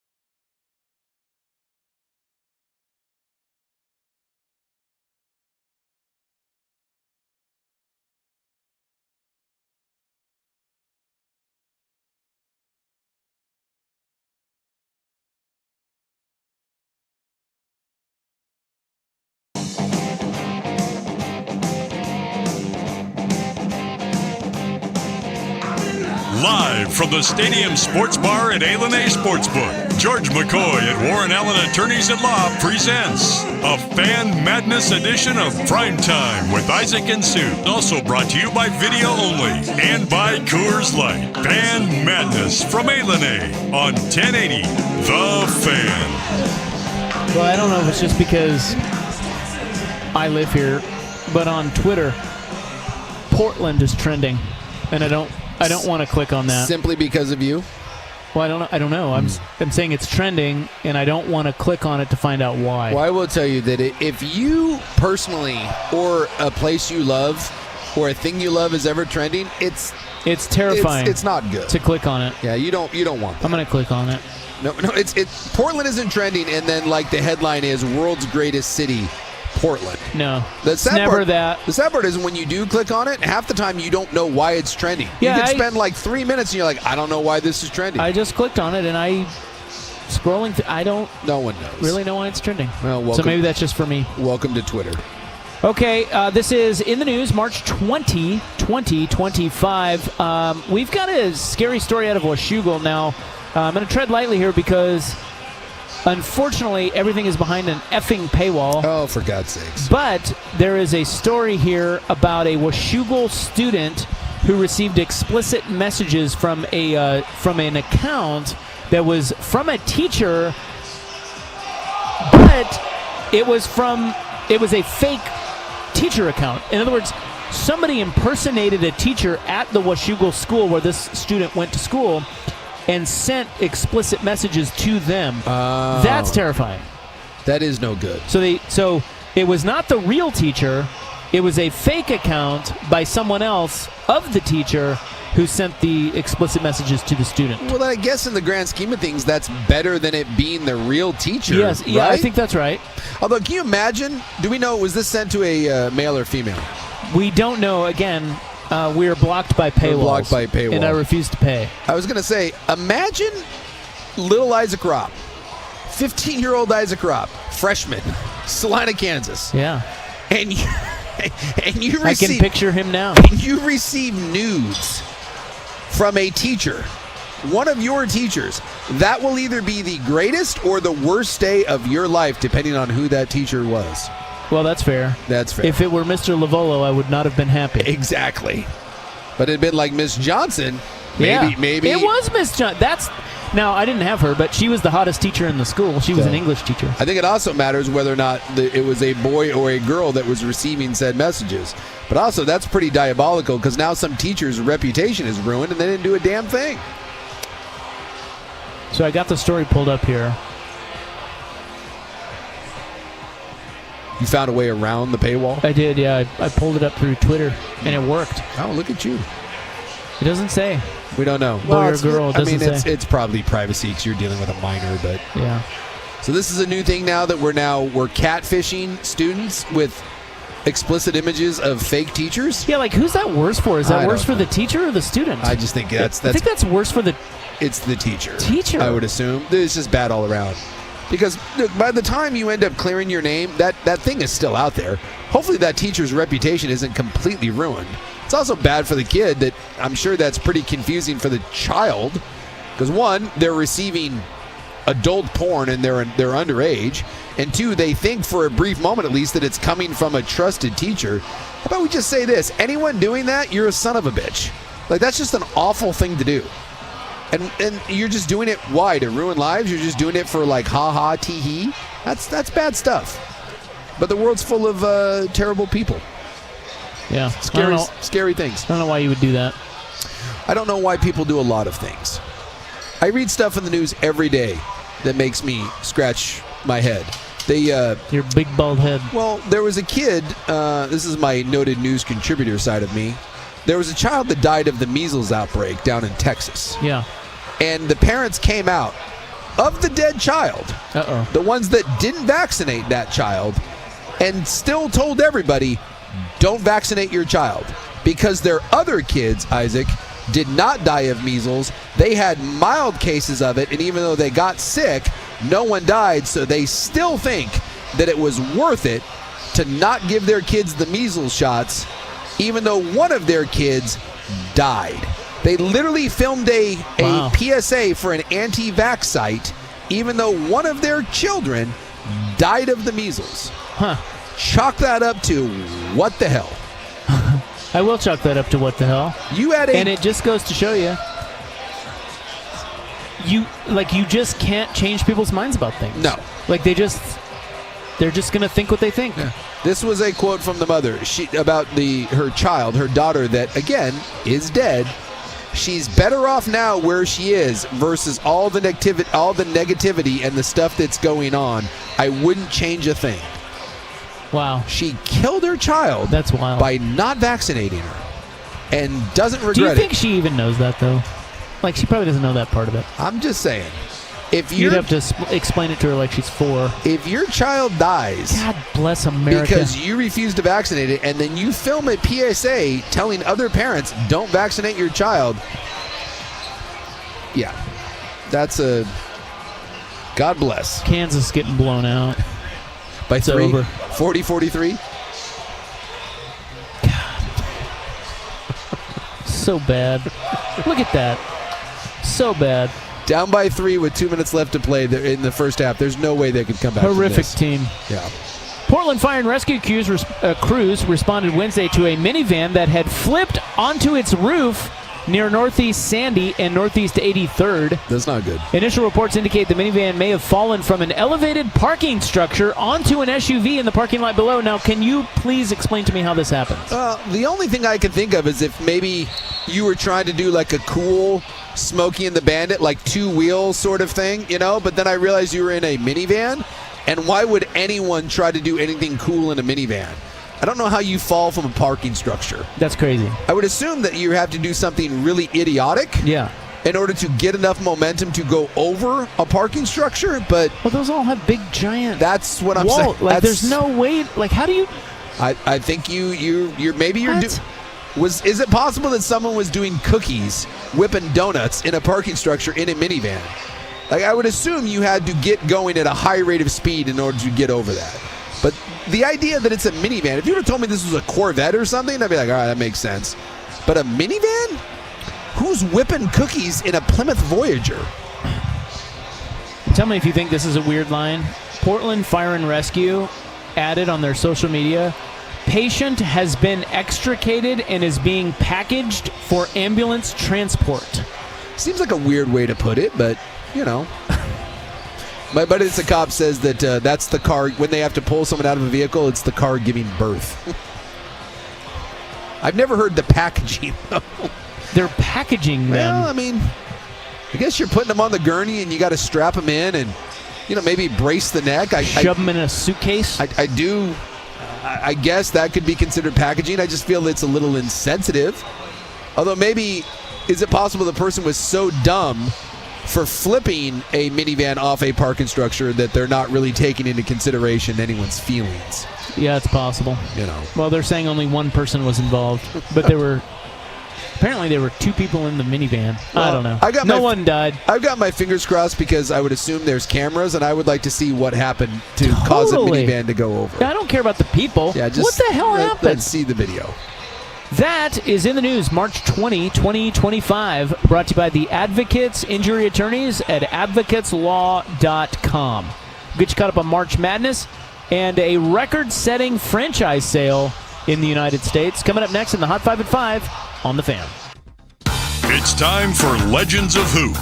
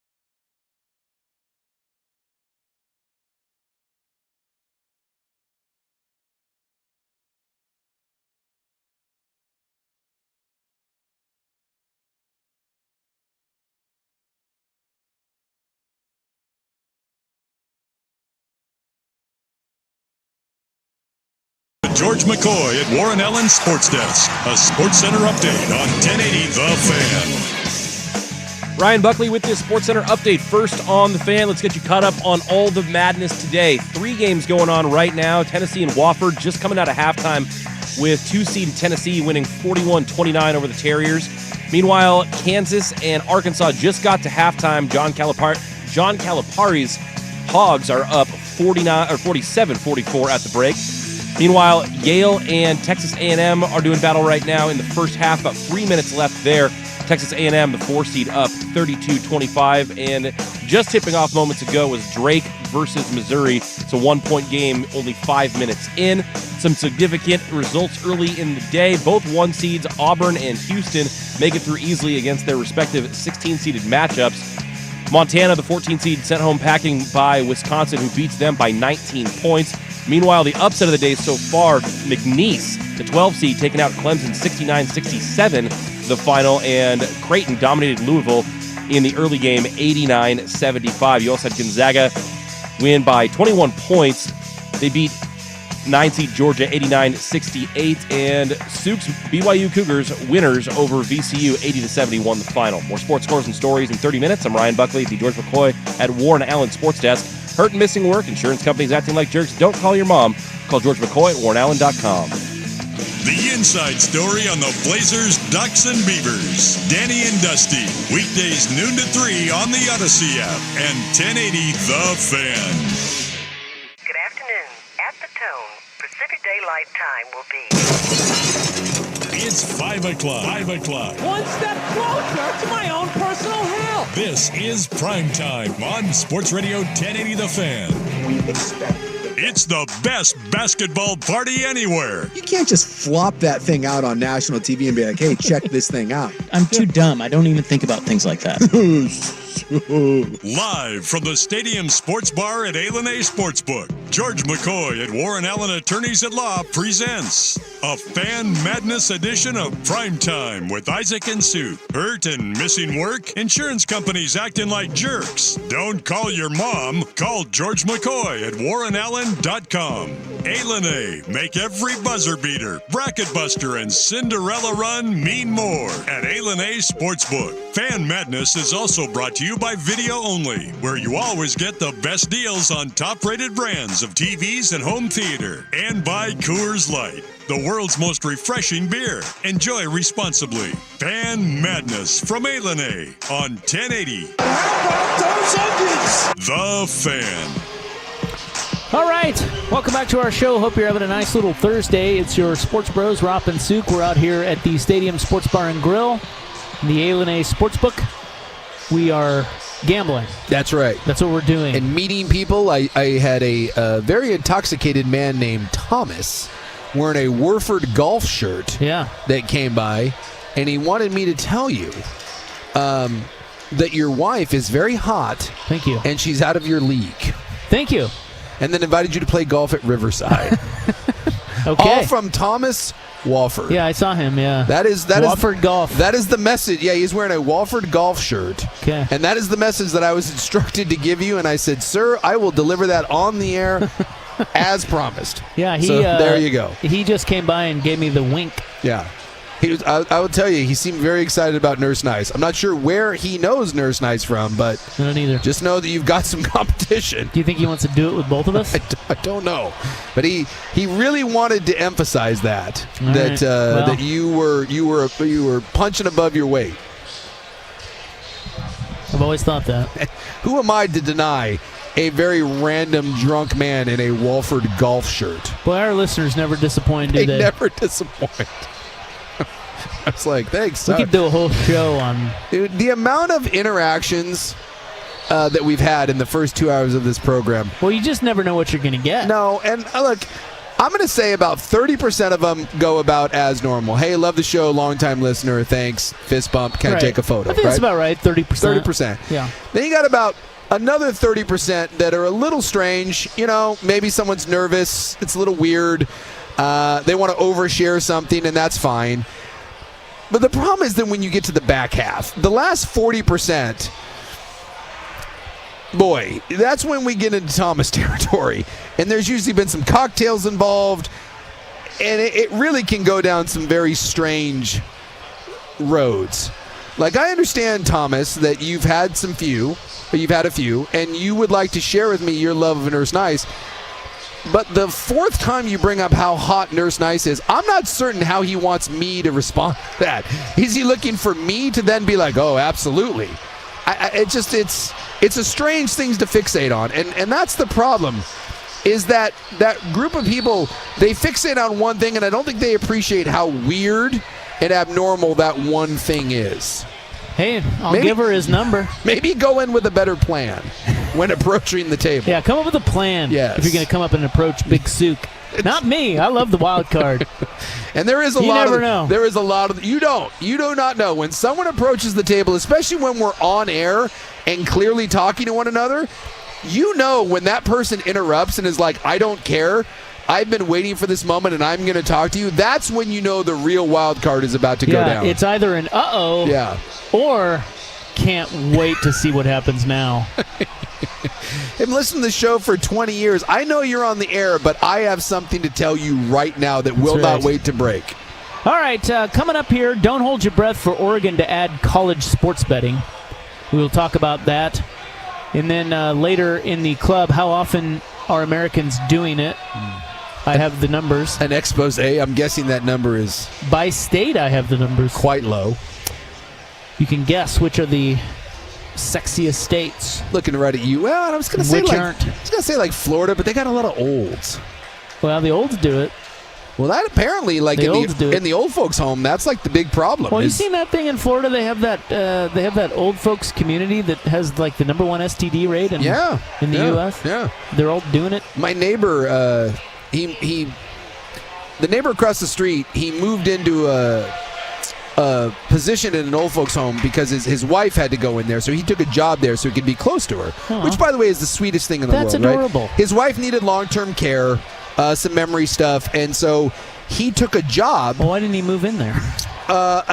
With memory care, they don't allow. Oh, memory care. Yeah, so they're on their own. They're on their own. Yeah, lockdown unit. Yeah. So he took a job at the place so that he could be by his wife. I tell you what, that's the cutest thing I've heard all day. Dude, I've heard some cute-ass. Yeah, he was the nicest guy in the world. I loved that guy.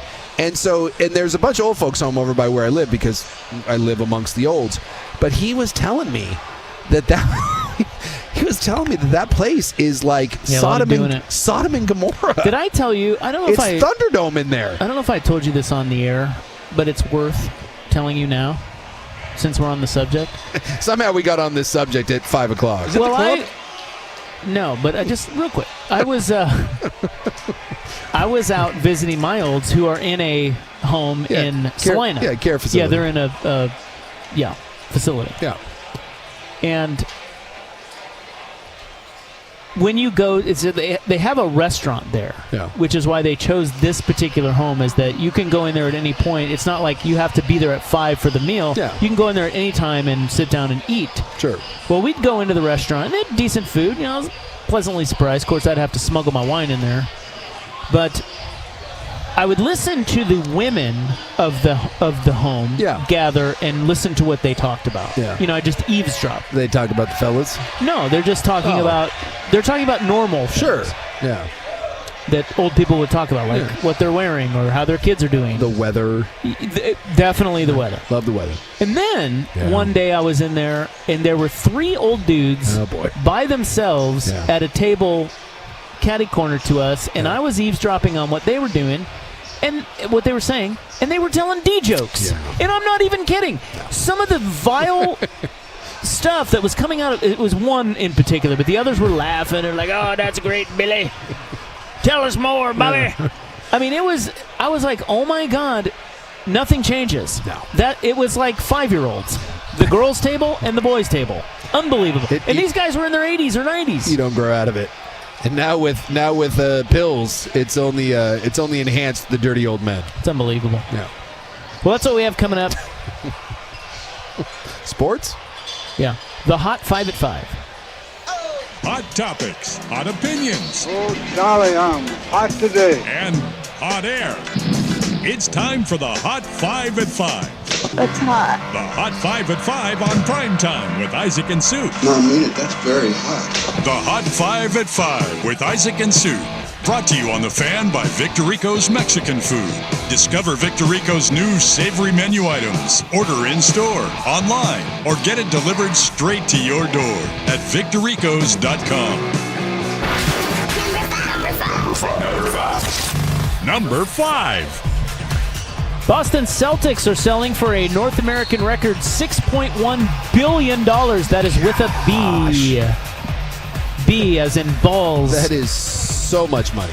Yeah, that is, like I said, that's a record in North America. Yeah, it broke the Commanders record, which at the time, when they sold to Josh Harris as the most expensive North American franchise. Bill Chisholm is the managing partner at Symphony Technology Group. He is the main bro who's buying it. Symphony, I think, is a credit place. Like if you've ever financed a couch or a hot tub, Symphony is one of the companies that does that. So they're a credit company. No, I didn't know who the family was or who the owner of the Celtics was, actually. But it's the Grausbeck family. Yeah.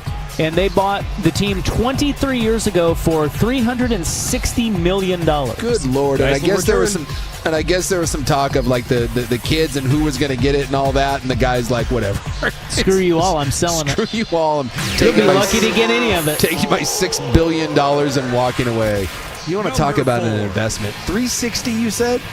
Yeah, $360 million to $6.1 billion. Imagine when the Lakers or the Cowboys sell. Or the Yankees. Lakers Bucks tonight, but in a stunning turn of events, you will never believe one of the marquee stars is out. Luka will not play. He has an ankle injury. Yeah.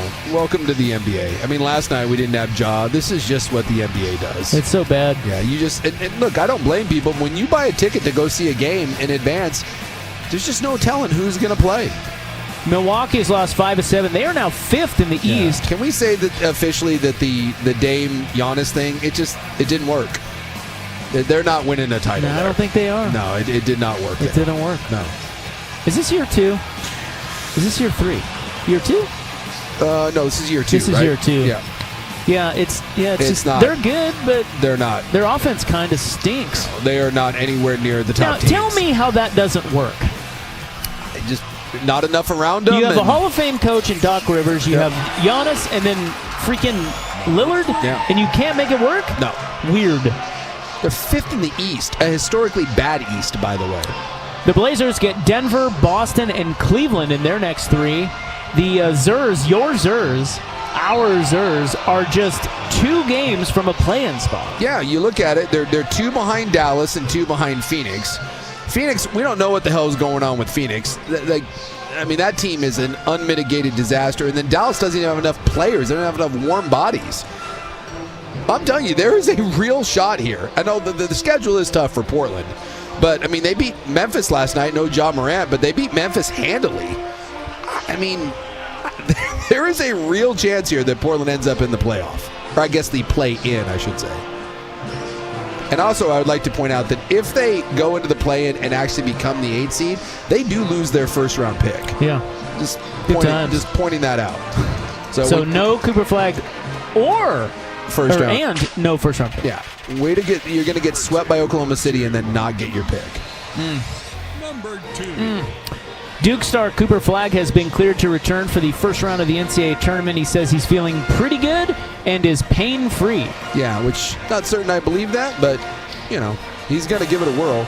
Although you got to believe that he's going to be on some sort of minutes restriction. There's no way he's pain-free. If you're Duke, why are you running him out there unless you need him? That is one of those break glass in case of emergency situations, I would assume, with Cooper Flagg.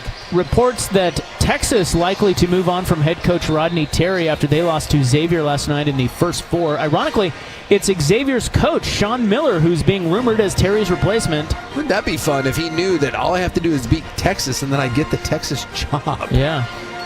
Is that a great job? I don't know if Texas is a great job. I'll tell you what, it pays well and you have every resource known to man. So, great job. You're in the SEC. You got a buttload of money, and they say Texas has one of the 2 wealthiest athletic departments, so it's certainly an upgrade over where you're at. Although they've never won anything, by the way.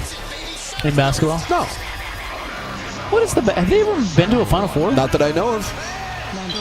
And they've had good players that have come in through there from LaMarcus and TJ Ford and Durant, but I don't think Texas has ever made a Final Four.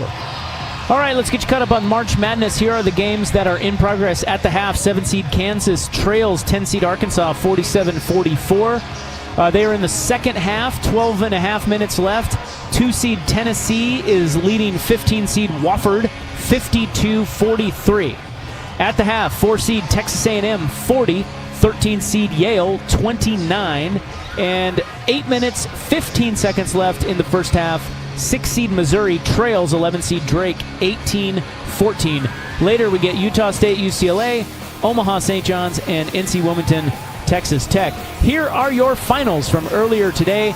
The biggest one was the 12-5 upset of McNeese, who they no longer call McNeese State. It's just McNeese. They beat Clemson 69-67. The score at the half was 31-13 in favor of McNeese. And Clemson made a monster comeback and had some chances at the end and just couldn't get some shots to go down. Creighton looked great. The 9-seed knocks off the 8-seed Louisville 89-75. Gonzaga as an 8-seed hammers 9-seed Georgia 89-68. 6-seed BYU held serve. They beat 11-seed VCU 80-71. Purdue 75. They are the 4-seed. They beat 13-seed High Point 75-63. And then we have top seeds Auburn and Houston winning. The Cougars 78-40 over SIU Edwardsville. And then Auburn beat Alabama State 83-63. And the other final is Wisconsin, the 3-seed, knocked off Montana, the 14-seed, 85-66. Those are your scores from today at the NCAA tournament. BYU will play Wisconsin on Saturday. In a battle of sober whites versus very drunk whites. And we'll see what happens. We will also have Houston, Gonzaga. That should be good. McNeese, Purdue. And you will have Auburn, Creighton, which also I think should be good. Creighton looked really good today against Louisville. And by the way, research department has told me the Longhorns have actually reached the Final Four 3 times. Now, 2 of those were in the 40s. So I don't know if we count those. Well, you count. I mean, this bothers me. Why do the 40s not count? Because it's 1943, so for God's sakes. They made it. They went in 2003. Oh, they did? They went in 2003. Who'd they have on that team? I do not know that, but I will take a look for you. Please do. Victor Rico's Mexican food. 19 locations across Oregon and Washington, now in Lackamas Square in Vancouver. Find a location near you at victorricos.com. When you think of flavor, think of Victor Rico's. Well, don't hold your breath for Oregon to add college sports betting. We'll have that next on The Fan.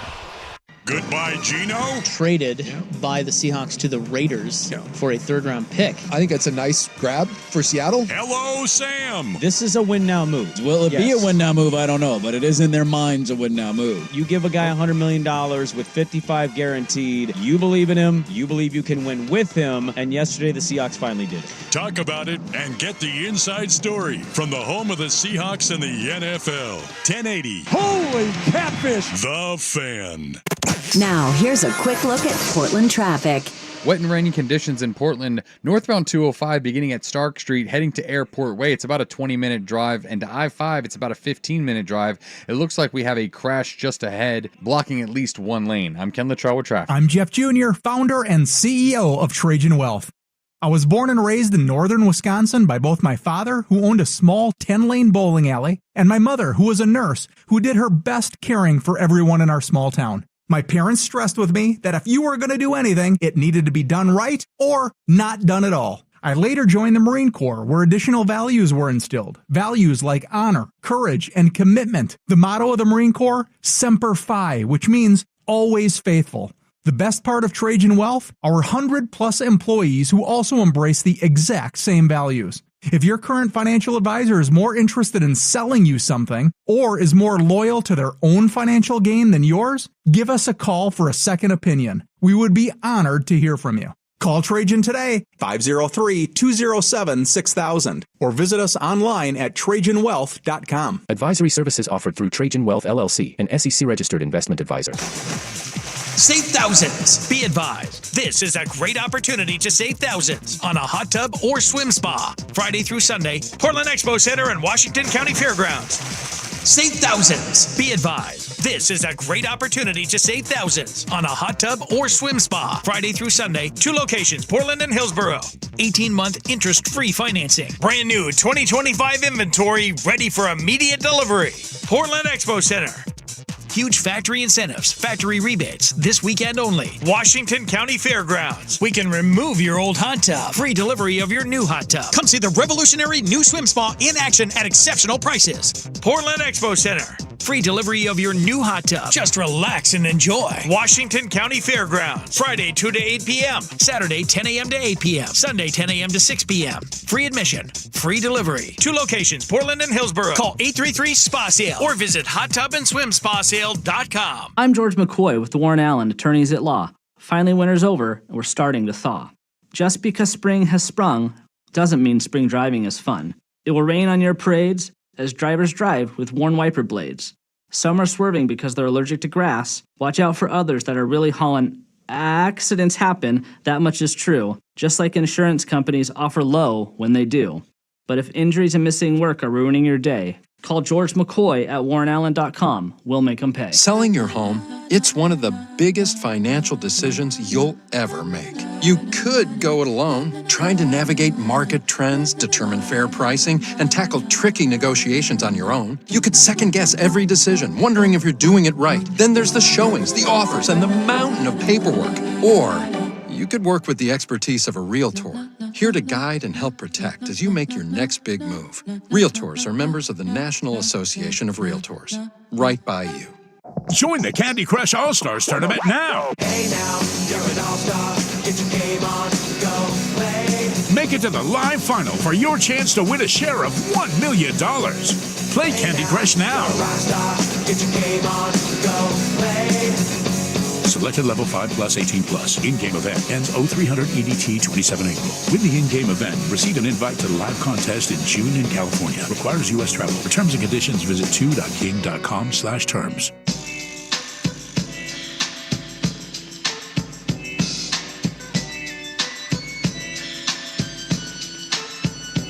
Live from the Stadium Sports Bar at A&A Sportsbook, George McCoy at Warren Allen Attorneys at Law presents a Fan Madness edition of Primetime with Isaac and Sue. Also brought to you by Video Only and by Coors Light. Fan Madness from A&A on 1080 The Fan. All right, nice to have you along. We're out here at A&A, as you probably heard in that open, the Stadium Sports Bar and Grill where all the games are on. And Drake... The 11-seeded Drake Bulldogs, right? Bulldogs. I believe they are the Bulldogs. Lead the hated Missouri Tigers 22-16. This was kind of one of those sexy little upsets that people liked about going into the tournament. Drake plays the slowest pace and also one of the most experienced teams in the tournament. Yeah, the coach at Drake brought his whole team over from, I don't know where he was before. It was a Division II school. Yeah. And he brought them all over. They're all 4 of his starters are Division II kids, and then another guy that didn't really play at St. Mary's, I believe, is their starting 5, and yet here they are. And by the way, the research department told me that that 2003 Texas team that was led by T.J. Ford, and they lost. They went to the Final Four. They went to the Final Four, and they lost to Carmelo Anthony and the Syracuse Orangemen, who went on to win. They beat Kansas. They beat Kansas in the national championship. Texas was in that Final Four? Texas was in that Final Four. I do not remember them making it, but yeah, T.J. Ford led the squad. Okay. T.J. Ford. That was a long time ago. Kansas is getting blown out. I'm going home. What is it now? What are they, down 6? They're down 7. Oh, no. That's an eternity for... I mean, they can't overcome this. Look at Jake over there just prepared to slap that Arkansas winning ticket right in my face. I will say that Bill Self, his face may explode. He's not happy. He's very animated right now. Not happy. We've also got Tennessee leading Wofford by 16. So the 2 seed should win there. And then the other game that's going on is A&M is leading Yale at half by 11. Okay, so don't hold your breath for college betting in Oregon. I know a lot of people want that. Yeah. Because we have DraftKings, but you can't bet college sports. No. Which is why you come up here. Well, it's weird because in Washington we don't have DraftKings, but you can bet at the casinos. but you can't bet on college Washington teams. You can come up here and bet on every game but Gonzaga. You could not place a bet here on any game that Gonzaga is involved with, or Washington or Washington State. But we don't have online gambling like you do in Portland, so it's a weird hodgepodge between the two states. Yeah, I wish you could just, come on, man. I know, you would think at this point you just kind of get on board. What are we doing? I don't know. Well, here's what we're doing. Not allowing college gambling in Oregon. Well, they're not. And I think a lot of people were thinking that maybe that once they introduced sports gambling in Oregon, college wouldn't be far behind. Yeah.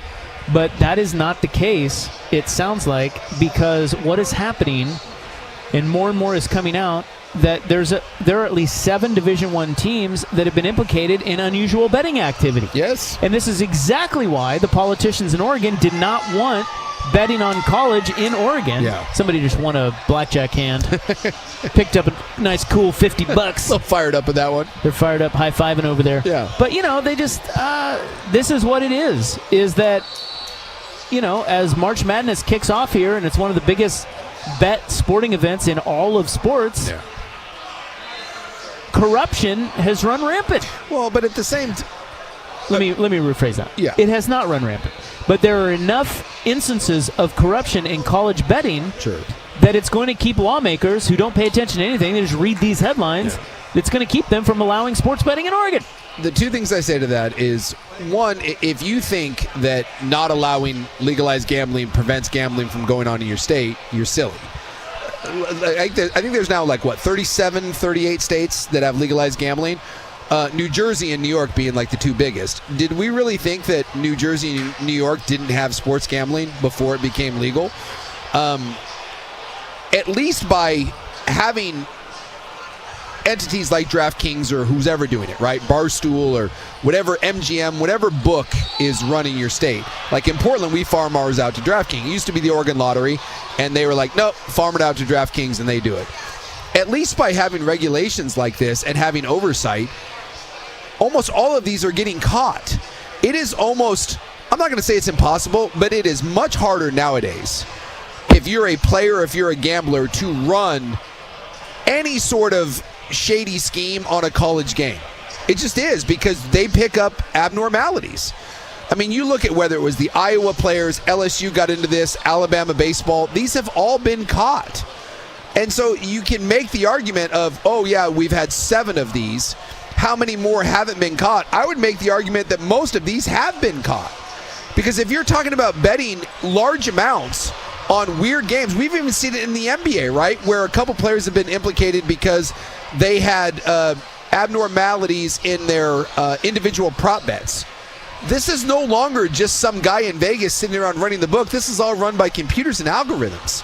So this idea that you're keeping anyone safe by not allowing college gambling, I think that is such a narrow-minded and quite frankly, a silly, antiquated notion. But as you said, you can point, as a lawmaker, you can point to the handful of stories that are out there and point at that and use as an excuse to not legalize it, because you're protecting, the amateurism of college sports, which we all know is a foolish enterprise anyways, because it's no longer amateur. Every one of these kids is getting paid. So Eastern Michigan, Mississippi Valley State, University of New Orleans, and North Carolina A&T have all had games flagged this season. Yes. There is a Temple is under major investigation. This is from the feds, by the way, not just the NCAA. One former Temple player under investigation, transferred to Virginia Tech, but he was removed from the team without ever appearing in a game. Meanwhile, New Orleans and North Carolina A&T have both suspended players for what the schools have described as violation of team rules. Yeah.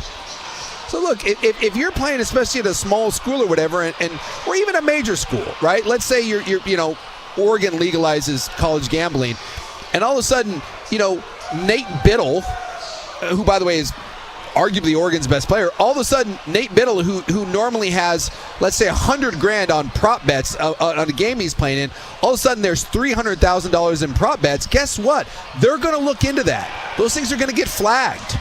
Like, it's really hard to get by nowadays with all of the systems and checks that are in place. So I just don't get the fear mongering here.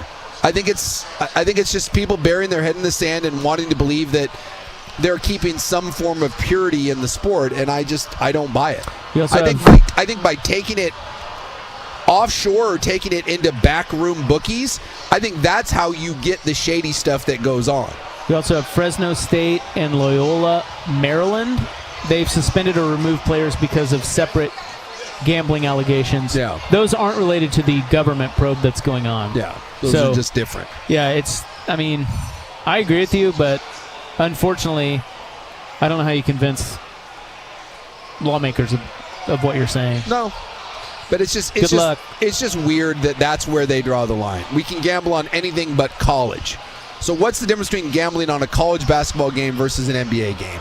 Amateurism versus professional. But in the vast majority of games that anyone's betting on in college, they are now basically professional athletes. Is there a member of the Oregon Duck basketball team that isn't getting paid? So that line is just getting blurrier and blurrier. Yeah, the other thing that's happened is the NCAA has said that there are now 4 states, I think, that restrict prop bets on college athletes. Yeah. They're like, hey, we're not doing it. They're not doing props. Yes, because that allows an individual player to easily manipulate something.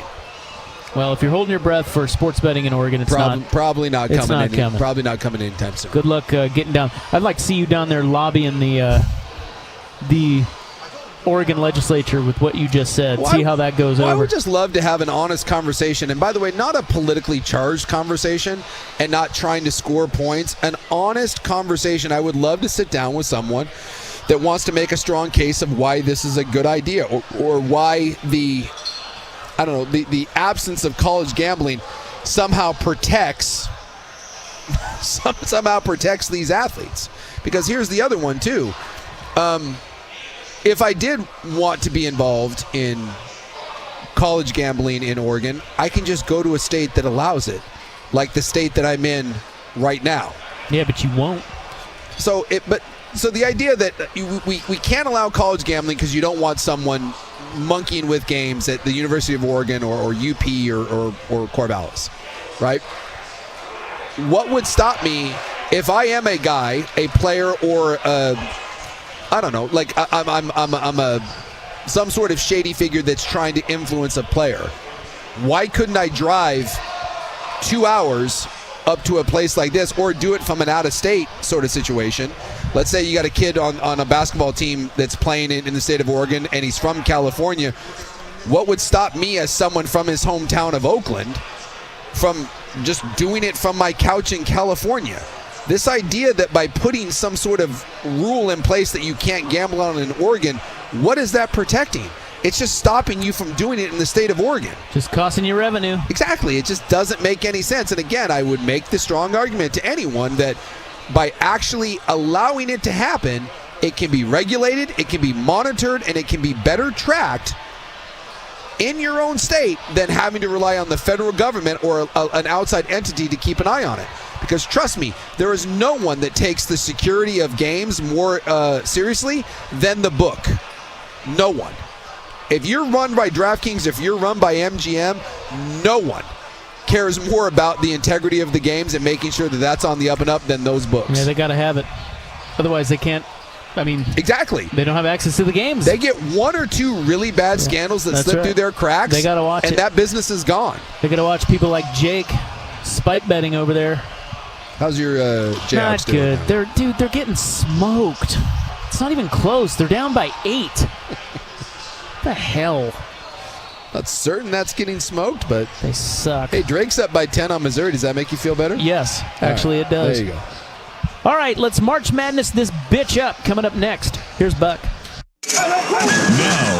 Now, from the George McCoy at Warren Allen Sports Desk, a Sports Center update on 1080 The Fan.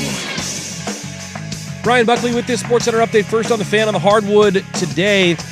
March Madness in full swing with 16 games. There are a handful of them going on currently. Right now, Tennessee trying to close out 15-seed Wofford at 68-55 with just under 6 minutes to go in that one. They've just reached a break with about a minute and a half to go in the first half between Drake and Mizzou. The 11th-seed Drake has a 10-point lead in that one. We also had some other significant action earlier in the day, including McNeese, the 12 seed, taking out 5 seed Clemson 69-67 in a nail-biter after they dominated that one early. The morning slate included Creighton beating Louisville 89-71, Purdue handling High Point 75-63, Wisconsin sends Montana packing, beating the Grizzlies by 19. Meanwhile, Gonzaga wins by 21, hammering 9 seed Georgia as the 8 seed. They will play 1 seed Houston in the next round. Both Houston and Auburn, the 1 seeds, cruised in their matchup against 16 seeds today. More sports scores and stories in 30 minutes. I'm Ryan Buckley at the George McCoy at Warren Allen Sports Desk. Hurt and missing work, insurance companies acting like jerks. Don't call your mom. Call George McCoy at warrenallen.com. Live, local, and free. No subscription required.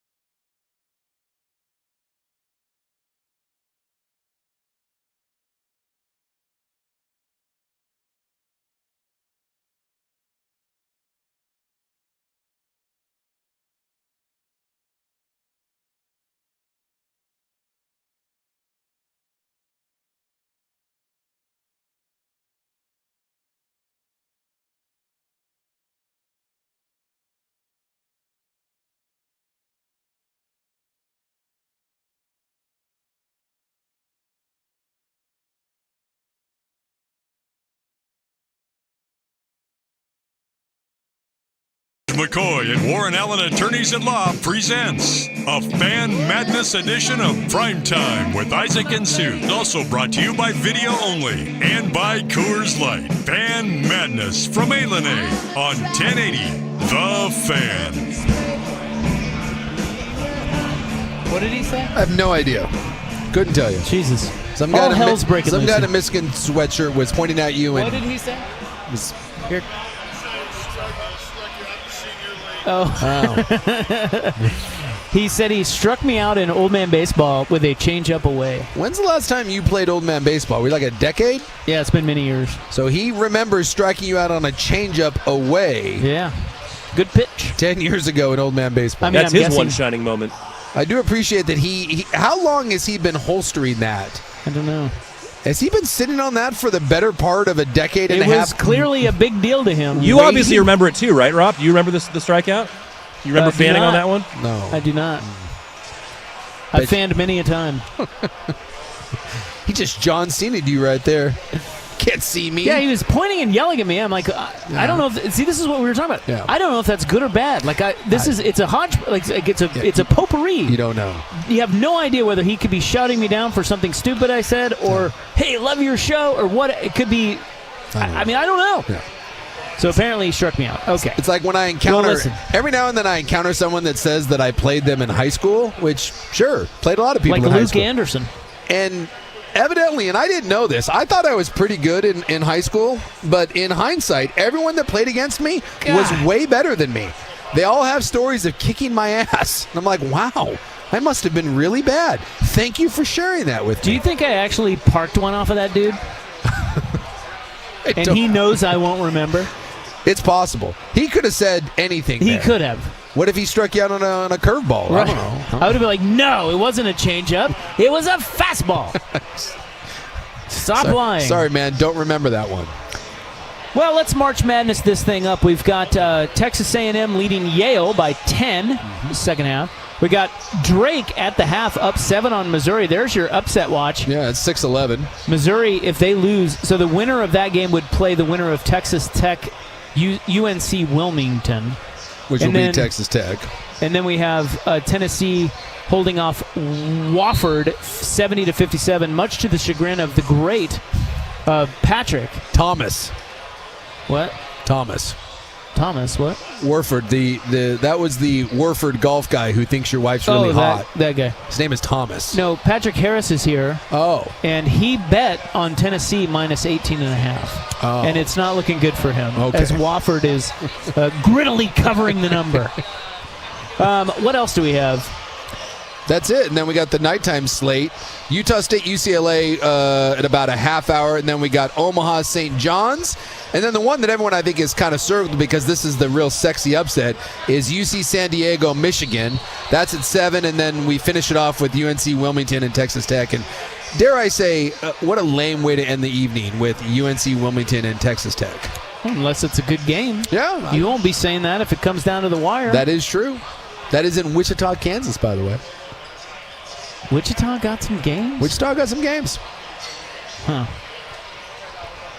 I don't know what else is at Wichita.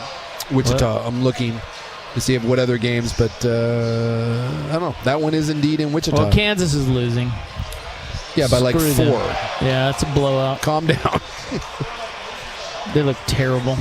Someone pointing out that Rob can't remember Odyssey employees, let alone people you played against in a baseball league 10 plus years ago. That's fair. Yeah. And like I said, how am I supposed to remember a strikeout? Now, I remember a couple of bombs I hit. Oh, there you go.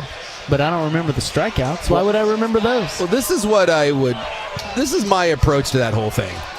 Because me and Luke Anderson, the great Luke Anderson, we did go to high school together, but I was older than Luke. And Luke has stories involving me, and I'm going to be honest, I don't remember a single one. So they were important to him and not to you. I don't know. Tennessee for the cover! I've had people at the station come up to me and be like, hey, did that really happen? And I always say the same thing. I don't know. I have reached a point now, and I think this goes to your baseball theory. I don't like when someone says, hey, I remember something that happened with you from 20 years ago or 30 years ago. My response is, it could be true, it could not be true. How am I supposed to respond to something that I have no idea? I can be like, that doesn't sound like something that I would do, but it's entirely possible that I did. So basically at this point, you could tell me a story involving me from college and back, and I would have to accept that at least there is a 20% chance that it indeed happened.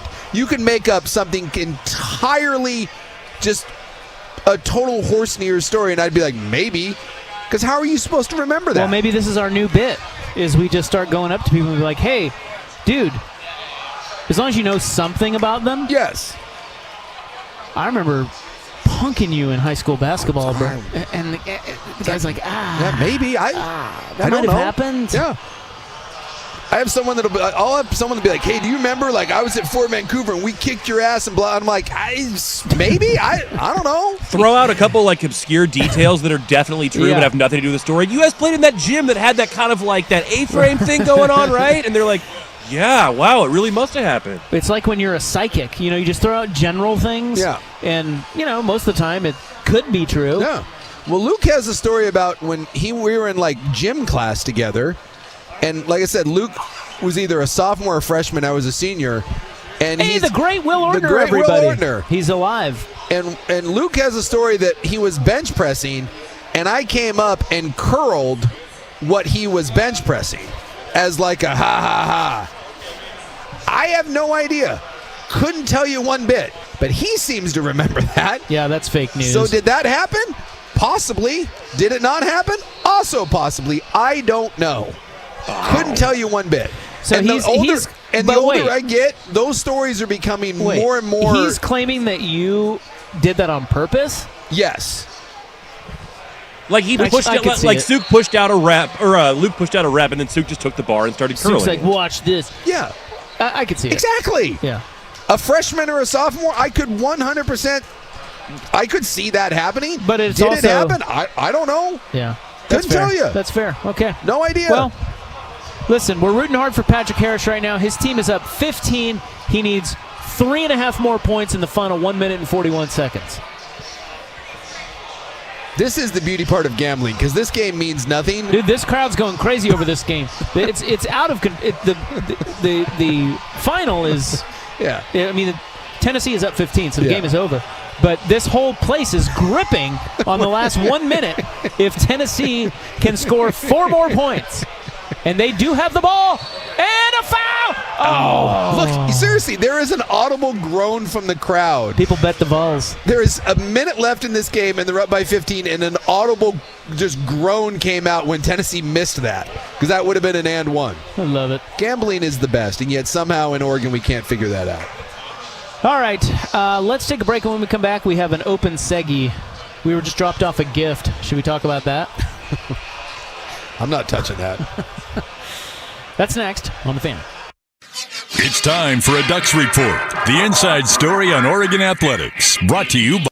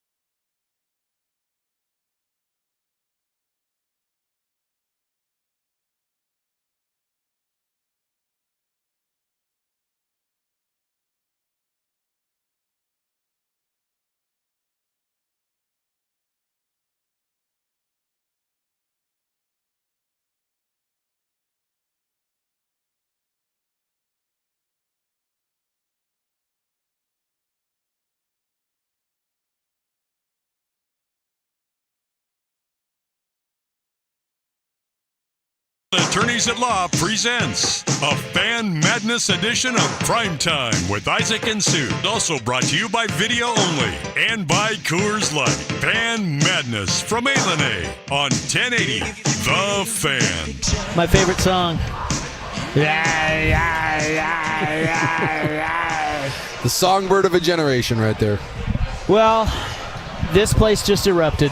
I know. Because Wofford covered the 18.5. I tell you what, it came down to the wire. Tennessee, favored by 18.5, was up 18. 18 with about 30-something seconds to play. And the guy missed a free throw to go up 19.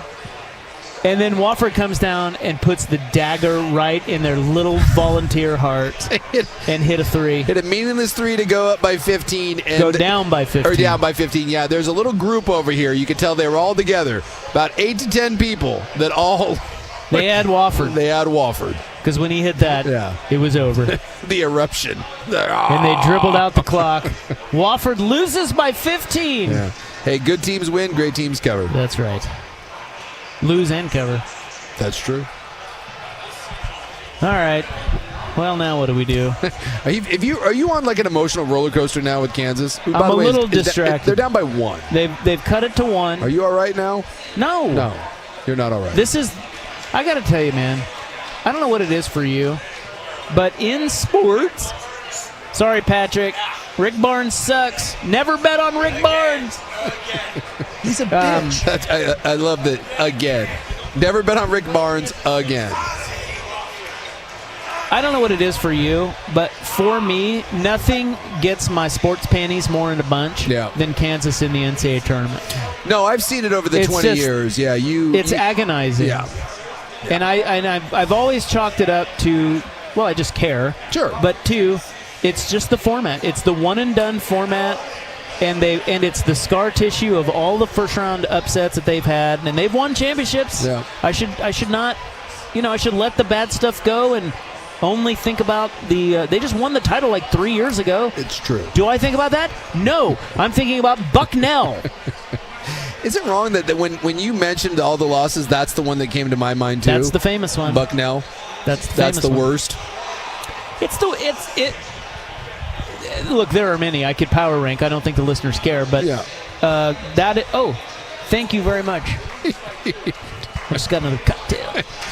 Now, did you order that, or was that a random? No, we ordered it. Okay. Ryan Cooley. Okay. I didn't know if that was a Ryan Cooley special, or if that was a listener realizing that you had gone dry and that was unacceptable. No, that'd be nice. Yeah. Pay attention a little bit more over here, listeners. No, that's from Cooley. He's leaving. Yeah, a listener brought us Girl Scout cookies. Yeah, that was our gift. We got a sleeve of not a box, a sleeve of Thin Mints Girl Scout cookies. Now, he's great. He works here. I see him all the time because I place bets here. Yeah. But kind of a weird gift. You kind of were waiting for a box of Thin Mints? Well, I mean, don't you think it's weird to just give the sleeve? Here's some of my cookies. Yeah, it does seem a little weird. Like, if you gave a box, you'd be like, oh, I got an extra box. Here you go. That's not that weird. No, I'm not going to give you no cookie. This is a drop for everything. But to drop off a sleeve, like, I can't give them both. There's 2 of us. It is a little weird. It'd be like if... You need to split them on the air. Well, it's like if you gave someone a bottle of liquor, but you had drank off of it. Or maybe you brought someone a pizza, but there was a slice or 2 missing. Here's 3 beers from my 6-pack. Yeah. Well, exactly, right? Right. Like, hey, I brought over a 6-pack, but it's 4. Yeah, it's a little odd. I'm not going to lie. I do appreciate the Thin Mints, but it does seem a little weird. Is it possible that he only had a sleeve of Thin Mints and that he did not have an entire box? And he just brought what he had? It is, but... By the way, Kansas just took the lead for the first time. That's right. First lead of the game. Never a doubt. Rock Jock. No, they were up earlier. Oh, were they? Yeah, they were up at 16-15, I think, or something. Yeah, it's been a while then. Look at this. Look at them clamping down. You know what they're doing? They're unhinging their jaw. That's what they're doing. But no, you were saying this format does drive you a little batty. Because yes, it's great. I've seen it over the years, and as the listener would point out, listening to Rop watch Kansas basketball, it's radio gold. It's radio gold. I think you got something there with listening to sports fans watch their team. Yeah. That's a bit. That's a good bit. Yeah. You guys should record yourselves watching the Ducks or whomever you're a fan of. I mean, it's a send huge it to us. thing that companies are doing. Like Barstool does these live gambling watch-alongs all the time, where you just watch the talent watch the games and watch them live and die with their bets. Well, yeah, bets is another one. Years ago, before my brother's dog mauled my face and we stopped talking to each other. Nice. Right? So, I haven't spoken to him in like 2.5 years. But back in the day, when we lived over by each other, I did do this a time or two, that I would show up at his house randomly for whatever reason, and it would be like game 40 of a Mariners season. And he used to have this, I don't know what his setup is now, but he used to have like these two kind of, he had like a TV room where he would sit and watch Mariner games. And so I would sit by him, and watching him watch the Mariners game 40 of 162. Yeah. And I would kind of just do the like under the armpit film him. He would like be embarrassed, and I'm like, you probably should be embarrassed. It's like the 6th inning and he's losing his mind. And I always thought, like, one of these days he's gonna have a heart attack or a stroke, and it's gonna be Mariner induced. And at least in the NCAA tournament, I can kind of justify, all right, it's a big moment, but the weird part is when you get the fan that is so like fired up, it's seemingly a meaningless regular season game, and they live and die by it. It might be one of the strangest like human behaviors that we have, is that people live and die off of something that absolutely has no impact on their life. Stop clapping in front of your microphone, please. Thank you. Oh, sorry. Sorry about that. How you feeling now, Jake? And yet it has such an impact on our emotions. Jake just looked at me earlier and he goes, I should have taken the point spread. No, you shouldn't. Oh, no, you shouldn't. Yeah, no, it's us men at our rawest. It is. Watching our teams play. Yeah.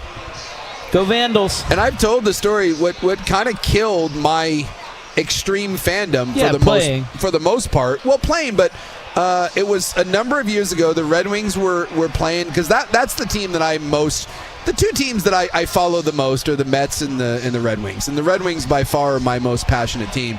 And they were playing a Game 7 in the Stanley Cup Finals. And my kids were little. I mean, this was years and years and years and years ago.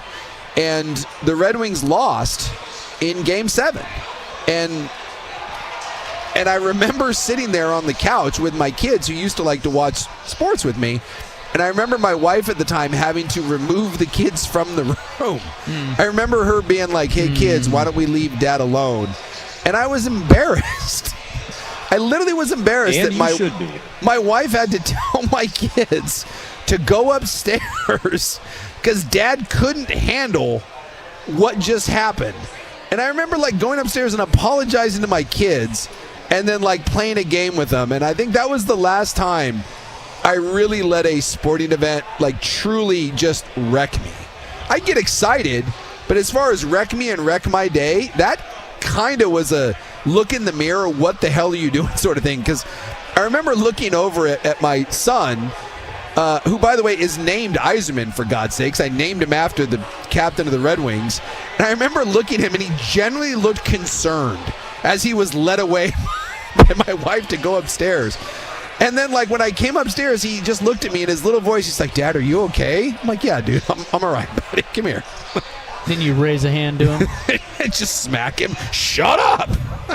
Like, I gave him a hug and was like, yeah, buddy, let's play something and just relax. Like we played Candyland or something, and like gave him a hug. All right. Well, coming up next, we have the club. We will tell you how often Americans are doing it. Not as much as you think. No, that's always the case, though, isn't it? Yeah. Then the bonus rewards program kicks in. That's like, been the stat since the 70s. Yeah, everyone's like, yeah, we're doing it all the time. And it's like, yeah. In the 70s, they were doing it all the time. And it's been nothing but downhill since. It's plummeting. That's next on The Fan. Ready to shoot your shot? Log into BetMGM and make your picks in our March Matchups $250K Pick'em for your chance to win a share of bonus bets. It's free to play and easy to get started. Just log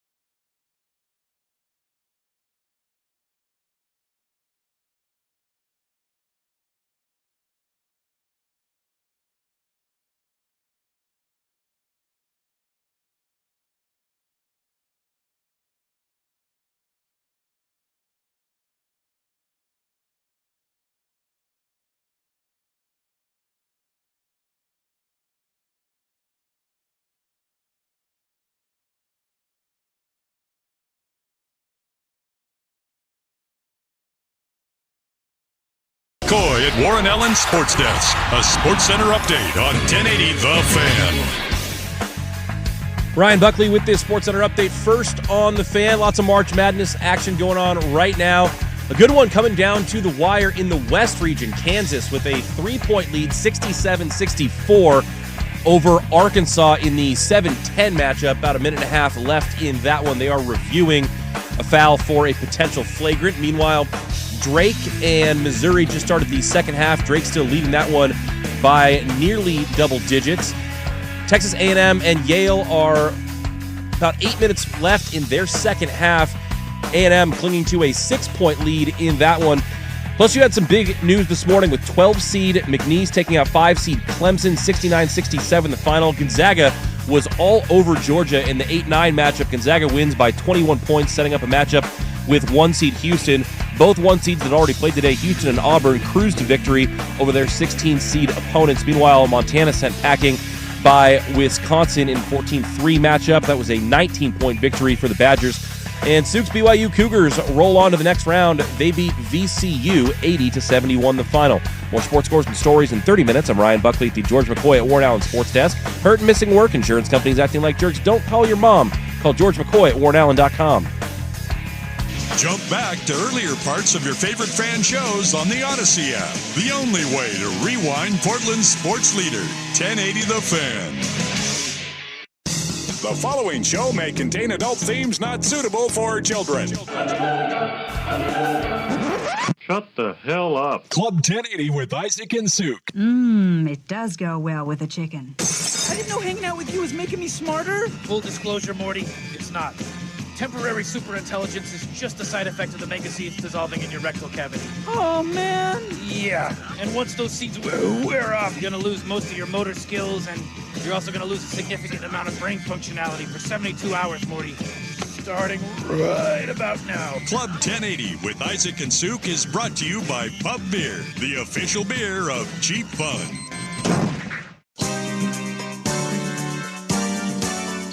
At the club. Are your balls jiggling? They all suck balls. Take off your shirt and throw me. Take off your shorts and dunk me. Hold on, everybody. Here's the situation. It's over. We think. Black dunk. Black, please. Thank you. Isachi. I'm going to show you my boobs. You need to get the cob out of your ass.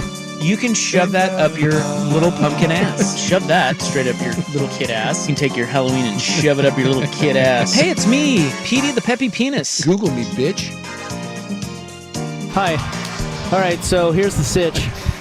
The situation is Buckley, I just want you to know we've officially lost Rob.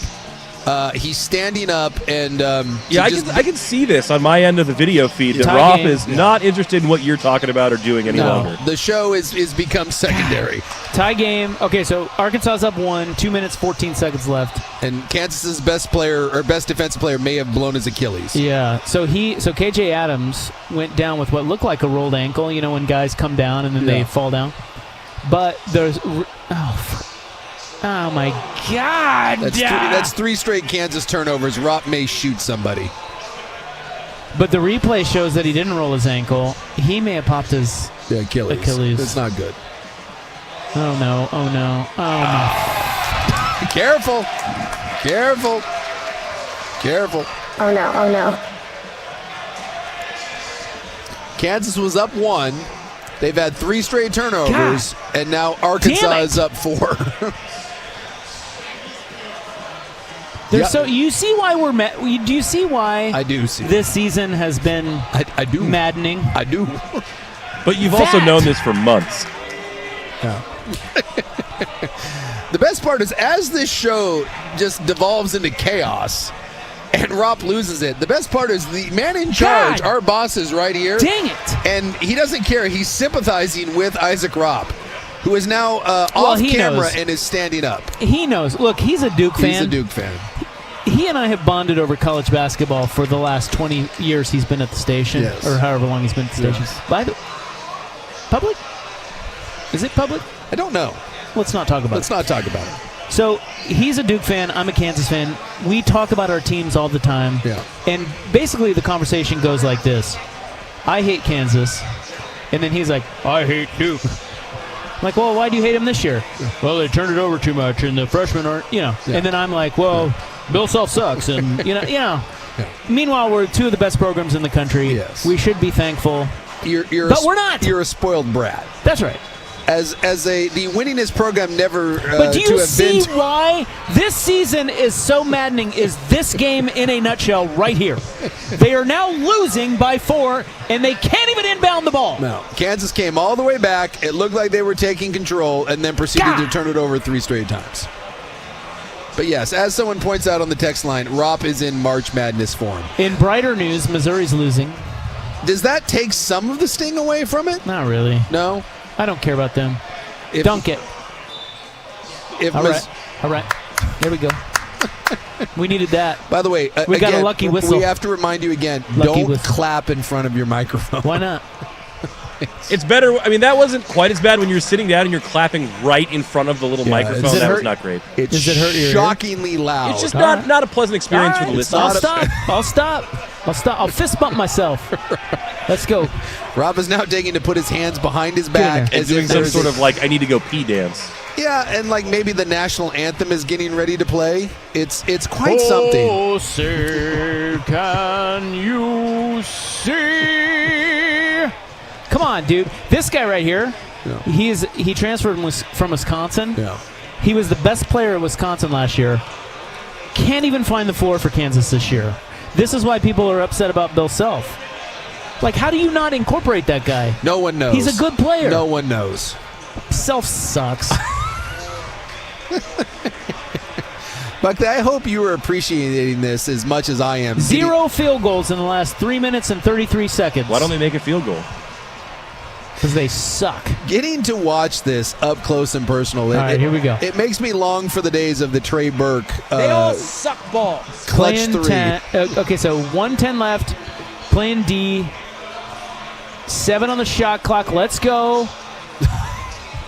The question. Yeah, that's a travel. There we go. There we go. That's that clap again. There we go. There's that clap. Got a turnover. Buckley, as our gambling czar here, what are the over-under that Ropp drops a F-bomb before the end of this game? Yeah, I mean, I've got my hand hovering on the dump button. It's anyone's guess whether it'll actually work or not. We've had instances where it does not, so we'll see. We're on the air, sir. He's like, you're not acting like it, though. Ropp is in full-on meltdown. I don't know if we've ever been. He's now doing some sort of baseball putt swing. All right, he's doing a Trump dance of like doing the golf swing in there. I'm a Trumpy now. Oh my God! God! You okay? You all right? You talking to me? Yeah, I'm talking to you. No. Who else am I talking to? No, I'm not all right. He turned it over. I believe that's 4 turnovers now in the last 5 possessions for Kansas. Would you like to comment on that? Yes, this is why we're a 7 seed. Yeah. Right there. We deserve to lose. They suck. The question is, Buckley, do we go to break? There's 44 seconds left. Technically, we're supposed to go to break right now. Do we go to break and let Ropp have this moment, or do we press on and see if we get to the end of the game? I'm going to let you do some on-air producing. Yeah, no, I think that we clearly have to stay with it right here. We've gone to break much later than this, and if we get into the fouling game, then we can break because that means it's probably done. If we get into the fouling game, we will, but I think we need to try to see this. See what happens on this next possession, maybe.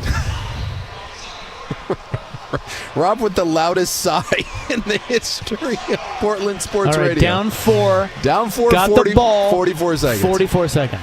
This is. How much do you want to bet they brick a 3 or turn it over? They turn it over. Fantastic. God bless America. It's a jump ball. Whose possession look is at it? Bill Self. Bill Self's going to die.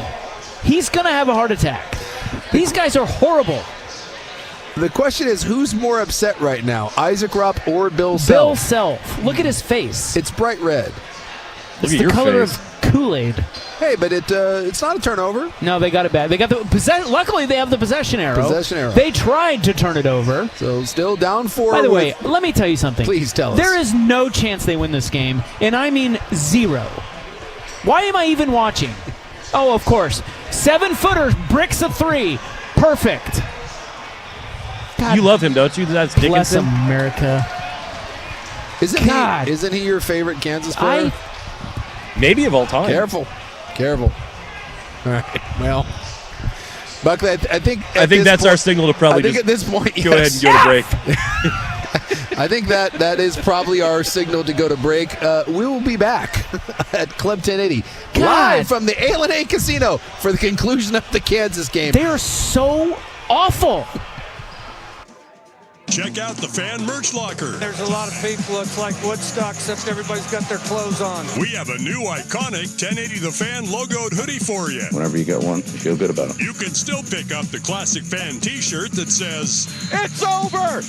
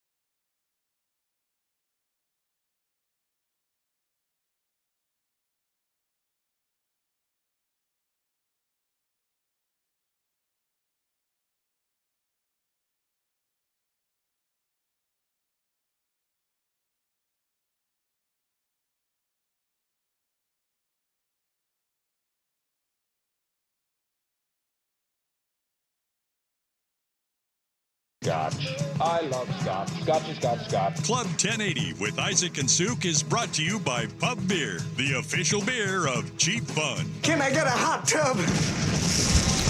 All right. You doing all right? I'm better now. You look mad. Just visually, you look mad. You had a moment there. I did, and I got to apologize to one listener who I just berated. He caught me at the wrong time. Yeah. He was talking about Kansas choking, and he just I was bad moment. It was just he caught me at the wrong time. It happens. But it's a 3-point game. Yep. Arkansas has had to call 2 timeouts because they can't inbound the ball because they have the ball. 12 seconds left. There is hope. Not that I have any, but somewhere there out should there. somewhere in the ethos somewhere, there. yeah. And Jake is fanning himself with his spite bet. He's fanning his face with it. If you're not aware, Jakey Poops, who's in charge of our everything video here at the Fan, is a diehard Yankee fan, and Rob was up in his kitchen for the MLB playoffs, and not just a little bit either. You went high and tight. You went at him. And now Jakey Poops, for no other reason other than a spite bet, has laid a sawbuck down on the Razorbacks against your Jayhawks. You know what? And he is waiting to slam that ticket down. He can't wait either. And drop it's about to happen. How do you like them apples? If you're watching on YouTube, he is standing over there, like blowing on his ticket, waiting to slam it on the table, and he will do that. Yes, he will. And quite frankly, I'm not mad about it. No. I think that's what he should do. Well, if you've been following along, I think what you've seen. Matter of fact, I'm going to clear a space here. Yeah, a little spot.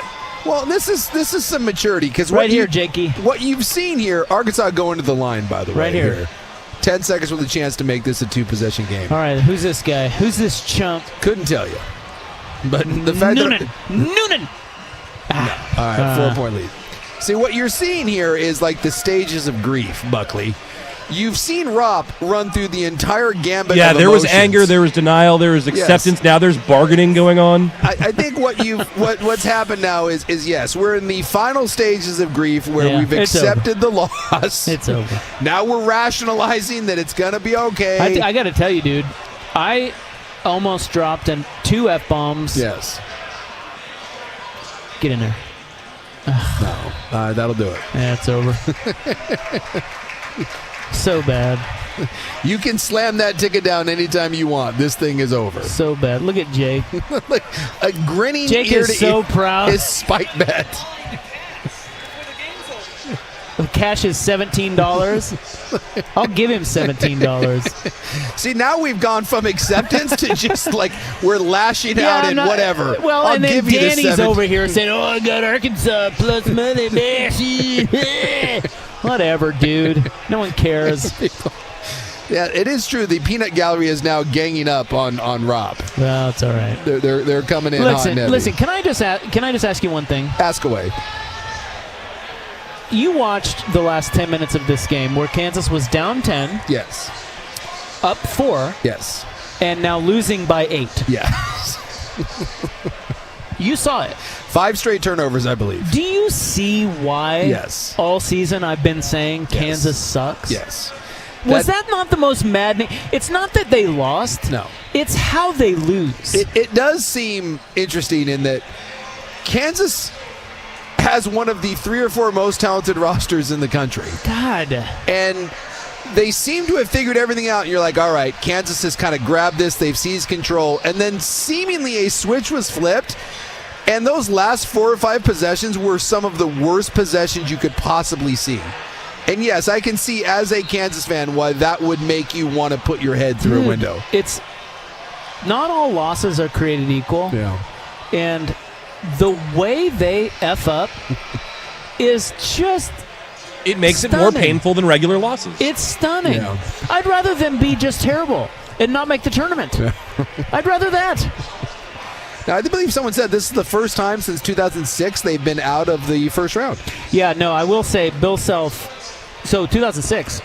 Bradley. So they went. So when Bill Self first got there, which I don't remember what year he got there, but they lost to Bucknell and Bradley in the first round in back-to-back years. And that was Self. And the people, they wanted to riot. We're like, whoa. Yeah, they wanted to kill him. Yeah. So national to titles. his credit, he's won 2 titles since then and never been out of the first round until now. 2003 is when he got there. Yeah, so that was early in his tenure, and he had lost twice back-to-back in the first round. Like people, Bradley and Bucknell. Yeah, the Jayhawk faithful were not happy. But I mean, if you told me, because I remember where I was when they lost to Bucknell. It was 2006. Or, I mean, whatever year that was. That would have been 5 because Bradley was 6. And I was in Palm Springs, and I was on the fan, but I remember texting back and forth with our boss, Alan Davis, who was giving me crap, just like Jake is here, about it. And I remember being so livid, smoking a cigarette outside of a bar in Palm Springs that they were losing to Bucknell. I remember this vividly. And if you had told me at that moment that Bill Self will lose in the first round again the next year, I would have said fire him. But then if you said he won't lose in the first round again until 2025, you take, and he'll win 2 championships, I'm like, okay, we can keep him. Again, I think what we've seen here is Rop run the entire gambit of emotions. Again, and now I think we're into the acceptance. It's true. We've gone from acceptance, and I'm now feeling calm, and now we're into the rationalization, and now the healing process. I'm feeling like this is a healing moment. Yeah, I do want to apologize to the listener who I berated. That was not fair. Yeah. Although he was saying choke. Which again, it's not an appropriate time. I agree. It's not. Like that made me mad. Yeah, I don't blame you. He doesn't know you. Doesn't sound like you're sorry then. No, probably I'm not. sort of sorry. Kind of, sort of. Sorry because you have to be. Well, we've gone on this journey together, and I think the listeners have enjoyed this. Someone said, what was on the... Let's have a drink. What was this text line? The most compelling segment of this show I've heard in a long time, and I enjoy the program. I think we've all... Well, thank you. I think we've all gone on this journey together, and I think we've learned and we've evolved. I think that's what it is that even though you don't care about Kansas out there, you have a team that you care about, and you understand what I'm going through. Yeah. We can all relate as sports fans. Buckley, don't act like you're not out of this. Tomorrow, Oregon plays the mighty upstart Liberty. That's right. They're going to put you through this, too. I'll either be sitting on a bar at a beach, so it'll be okay. Oh, that's right. You're going to Hawaii. Yeah. Some of us don't have to worry about it because our teams took care of business. Now that we're dominating the Big 12 as a basketball school, the Mormons are here. Hey, I like your team. Listen, I told you this. Are you coming on board? Let's do it. And I will say, Isaac, wait a minute. The type of game that you just saw, Oregon has been playing all season long. So it's not exactly the same, but this version of Oregon is akin to your version of the Jayhawks this year, where you guys win. Not always, and they have these mind-numbing stretches where you don't know what they're doing. So, I mean, there's some of that there too.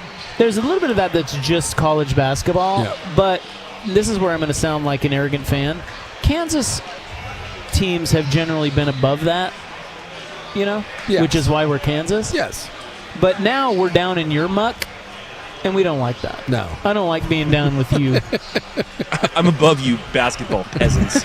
Well, I promise this. That's right. Tomorrow, one way or another, Oregon will be down or up 15 at some point in that game, and it will not be over. That's right. I think that's right. I think that's very fair. I promise you, there will be a 15-point lead in that game, one way or another, and at no point will anyone think that ball game is over. That is the 2025 Oregon Ducks. That is the fairest thing I've heard in years. Yes. So I'm just glad that we were all able to take this and we're all able to move on, and Buckley can enjoy. You're going to Hawaii tomorrow, right, Buck? Yeah, our flight's at like 6:30 in the morning or something. So whoa. Okay. Well, who's our producer tomorrow? I think we got Schulte. I know Ortner and Schulte are splitting it up. I'm not sure who's on tomorrow. I think we got Schulte tomorrow, and I think we got... Anyway, I think we got Schulte. All right. Well, enjoy your vacation, Buckley. Yeah. Thanks, I will. You still have a show left, though. And maybe when we come back, we talk about doing it. Oh, yeah. Yeah. But you want to go to a break or maybe we can an update? talk about who the next Kansas coach will be. After they fire Bill Self. They're not going to fire him, but he's going to leave. After Bill Self collapses. Is he going to be the next coach at, I don't know. Is he going to be the next coach at Texas? Did you see the Kansas guy who just flipped us off? Yeah. He looks like Chip Kelly, by the way. Yeah, by the way, he is not handling... Hey, if it makes you feel any better, you're handling the loss better than that guy. I think I am. I think that's right. All right. Yes. And Beaver fan is in saying at least you still have a conference. You know what? Right? That is a great text, and it makes me laugh. That's right. Yes. That's right. So right. We'll be back. Here's Buckley with SportsCenter. Now, from the George McCoy at Warren Allen Sports Desk, a SportsCenter update on 1080 The Fan. Ryan Buckley with this SportsCenter update. First on The Fan, much to the chagrin of our radio host, the Kansas Jayhawks fall to John Calipari and Arkansas in the West region in the 10-7 matchup. That one just going final. A couple other games that are coming down to it, or at least coming down to the end. Texas A&M about to finish off Yale in the 4 versus 13 matchup. A&M at the line, up 78-66. Meanwhile, it's still a single-digit game between Drake and Missouri. That one with about 9 minutes left. They are in the second half. Some big ones this morning, though. 12-seed McNeese takes out 5-seed Clemson, 69-67. Gonzaga hammers Georgia by 21 points in the 8-9 matchup. Gonzaga will advance to face 1-seed Houston in the next round. Houston and 1-seed Auburn both cruised through their 16-seed opponents today. And BYU taking care of VCU in the 6-11 matchup, 80-71 the final in that one. More sports scores and stories in 30 minutes. I'm Ryan Buckley at the George McCoy at Warren Allen Sports Desk. Hurt and missing work, insurance companies acting like jerks. Don't call your mom. Call George McCoy at warrenallen.com. More, please. Golf in the Northwest with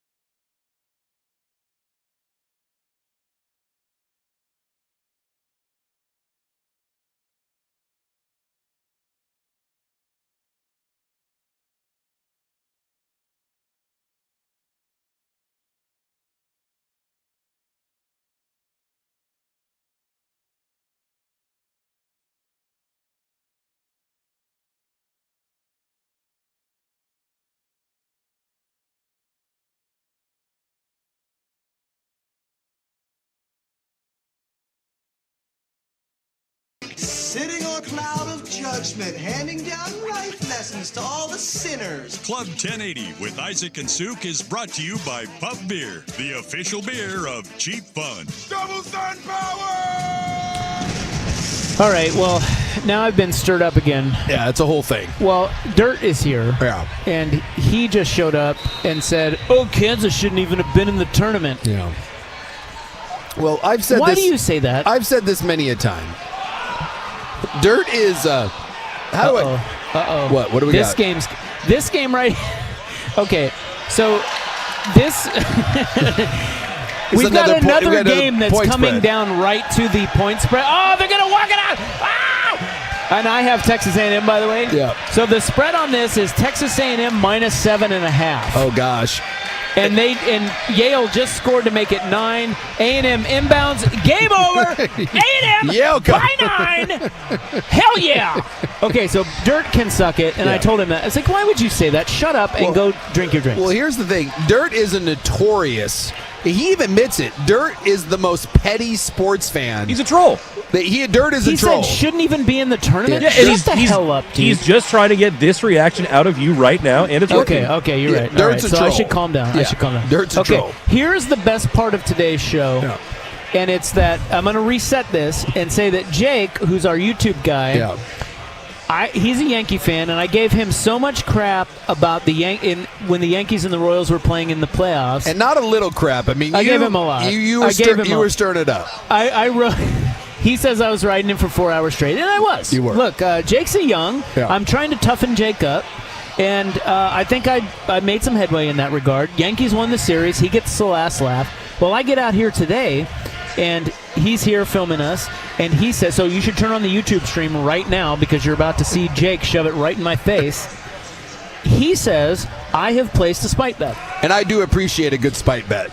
I'm a big fan. He took, because I gave him so much crap about the Yankees, he took Arkansas on the money line. They were a plus 5-point dog or whatever it was. So he bet $10. He wins $17.50. And here on YouTube is him slamming the money down in my face. In your face. 20 in the face. $27.50. $27.50. And there's the two. There are the two quarters.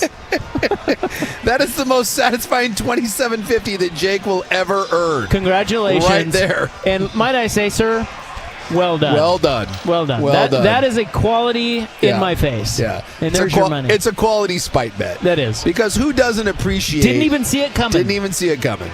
I love that he had no idea about anything about Arkansas. It was just more of an F you to Isaac He knows Rupp. I'm with Rupp. Yes. He knows I'm going to be on the show when the game ends. Yeah. I'm going to bet on Arkansas in the event that I can shove $27. By the way, he just fist pumped. It's a fade on principle, and you have to respect that. Yeah. I do. You do have to respect I respect that. the living S out of that. 10 into $27.50. Are you kidding me? Jake's my guy. That's my guy. Again, now we've seen, the roller coaster of emotion that we've all been on. We hated Jake just a half an hour ago. That's right. I know. But now he's my guy. And now he's your guy. And by the way, Missouri's losing. This is great. So that's, again, stop clapping. Sorry. If you're in the car right now, free throw, though. we apologize for the Isaac Rupp clap. Yeah, sorry about that, guys.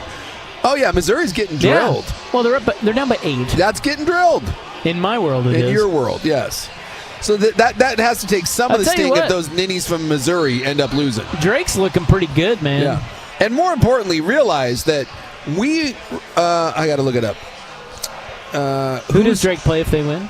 Is that what you're asking? No. Drake is inconsequential. Oh, at this point, I don't care about Drake. I'll look that up. But we are one St. John's win over Omaha away from Rick Pitino and John Calipari. Yeah, you're right. Who hate each other with a deep, fiery passion. Do they? Yes. Why? I don't know that story. Yeah, they don't like each other. Really? Yeah. So I think it's cool that Calipari, Self, and Pitino were all in the same little quadrant. Yeah. I think that's cool. Yeah. So because they do bits. Like the tournament committee does do bits. Yeah. They do that on purpose to create, different matchups. Interesting matchups. Yeah. So, yes, we are going to get, barring some sort of bizarro world Omaha, who's not even good, They just got hot in their conference tournament. I think they won their league and their conference tournament. I mean, they're a mid-major, but I think they are good. Are they? Because their record's not very good. I thought they were terrible in non-con, but I think they were the 1 seed in their tournament because they were 1 in their league. Because they're 22-12, so I kind of thought, you look at a lot of those mid-majors, they're like 28, 29-win teams. They had like 8 non-con losses before their league schedule. Oh, dude, the spread's 19.5. Yeah. 19, yeah. Yeah, so we are, more than likely, in the second round, we are getting Calipari versus Patino. That's great. Which will be kind of fun. I'll be rooting for Patino. Yeah, we got a little Kentucky flavor thing going on there. Can I say that I like Rick Pitino? Does that make me a bad guy? No, well, it makes him a bad guy, and he is. But So is Calipari. well, here's the thing. Both are slimy. Patino, though, has some style. Calipari just seems like just a general, just slimy douche, whereas Patino does it with style. And by the way, I think Patino's done worse things than Calipari, but I'm with you. In that battle, I'm choosing Patino every time. You know, when you have a little pizzazz, a little razzmatazz, a little personality, it goes a long way. Hey, remember, it was after 9/11. That's right. Just lean into it. Wink a few times, wear a nice suit. We're like, that guy's great. Well, the fact that I want nothing more than him, because Calipari's wearing the red. I don't know if you've seen him now with Arkansas. He's doing the old Denny Crum thing. Yeah. So there's only one way that Patino can match that, is he needs to break out the vampire. The white? The white. He needs to break out the vampire Colonel Sanders. If he has any sort of flair for the dramatic, he should go with the all-white Colonel Sanders. Well, he probably won't tonight, but I bet he does on Saturday. Saturday. And then we get the all-red Calipari versus the all-white Patino. All right, so what we have now, UCLA, Utah State, just underway. UCLA's up 5, and Drake is up 4 on Missouri with 6 minutes left. So this could come down to the wire. Yeah. Good ball game. And we're all rooting for Drake because, well, Missouri. Yeah. It's the one thing we can all agree on is that screw Missouri, right? Well, go read up on the border war. It's not good. Between the Jayhawkers and the pro-slavery ninnies from Missouri. Go read up on it. It's one of the bloodiest wars in American history. Yeah. Kansas, Missouri. That's why we were on the right side. That's right. Yeah. And I love that. I love being on the right side of history. Yeah. Because who likes slavery? Besides Rick Pitino. Wow. What? Rick Pitino? Well, you know.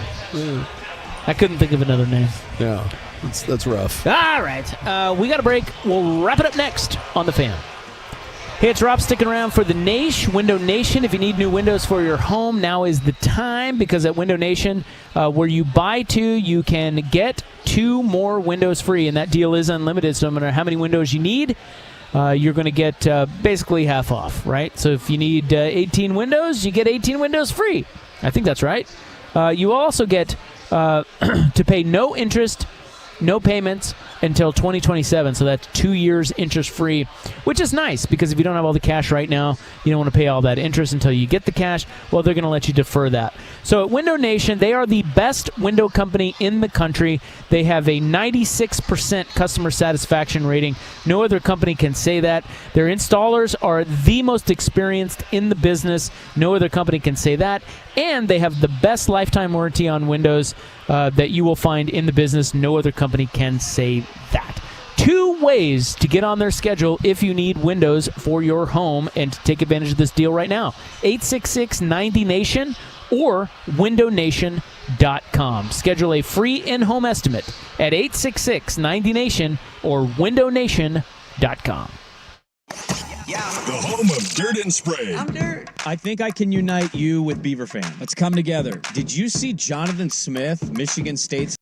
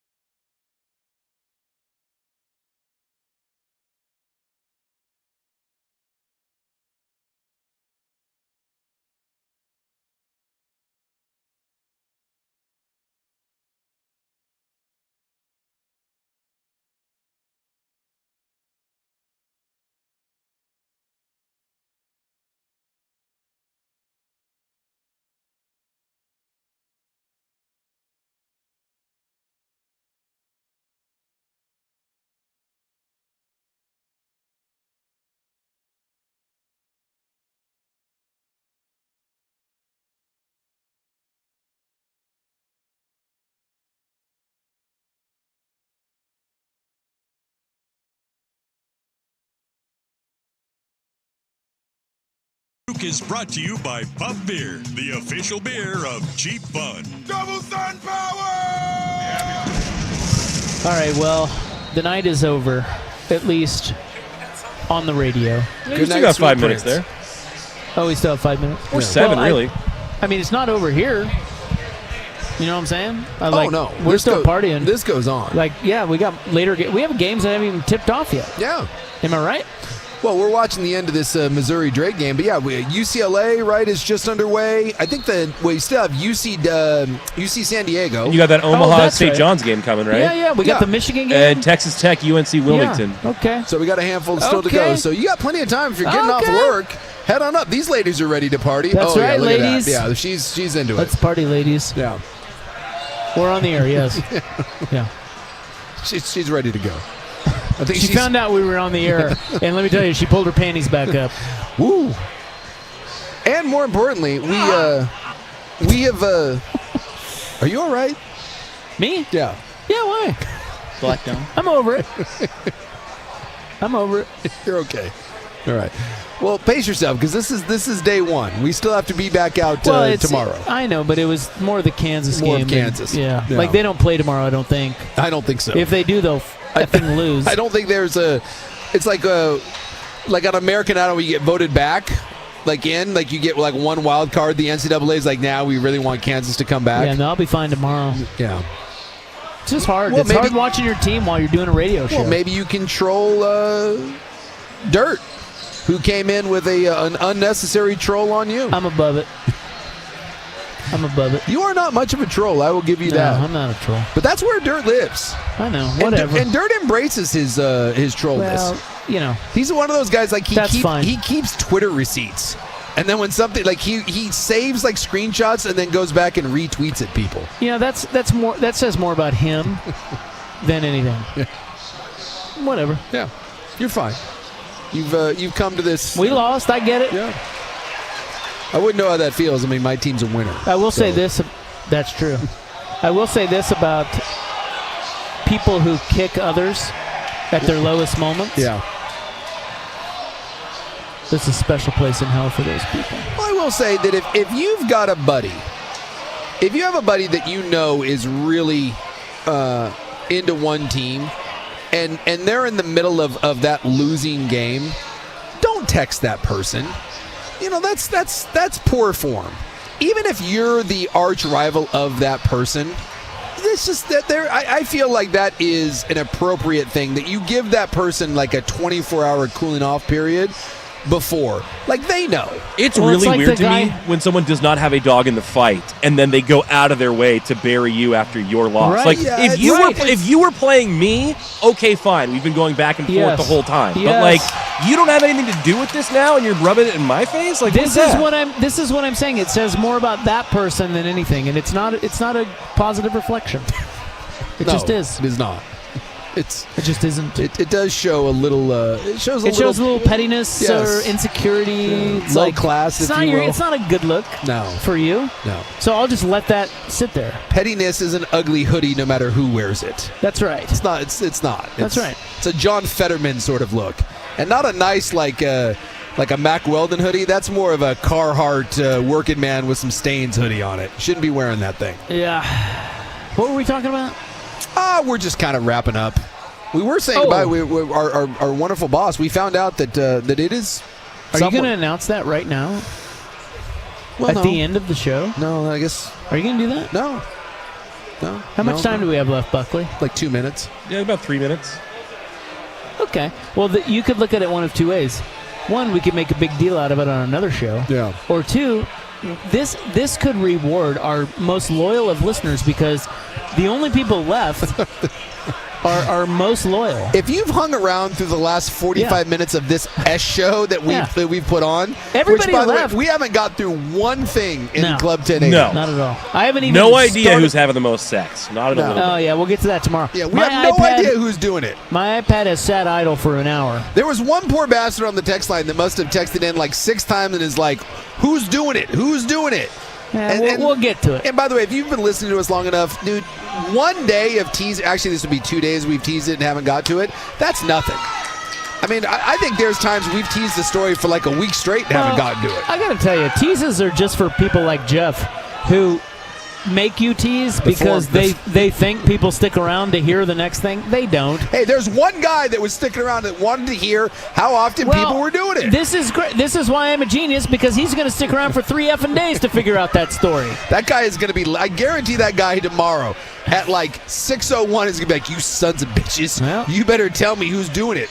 That guy's going to be fired up about that story. Well, anyway. And then you can stick around tomorrow because we'll be back out here. Yeah, we're coming back tomorrow at the Stadium Sports Bar and Grill here at A&A. Yeah. And we'll have all the same, we'll have the Coors Light flowing and all Here of comes those the things. guy. Here comes the guy.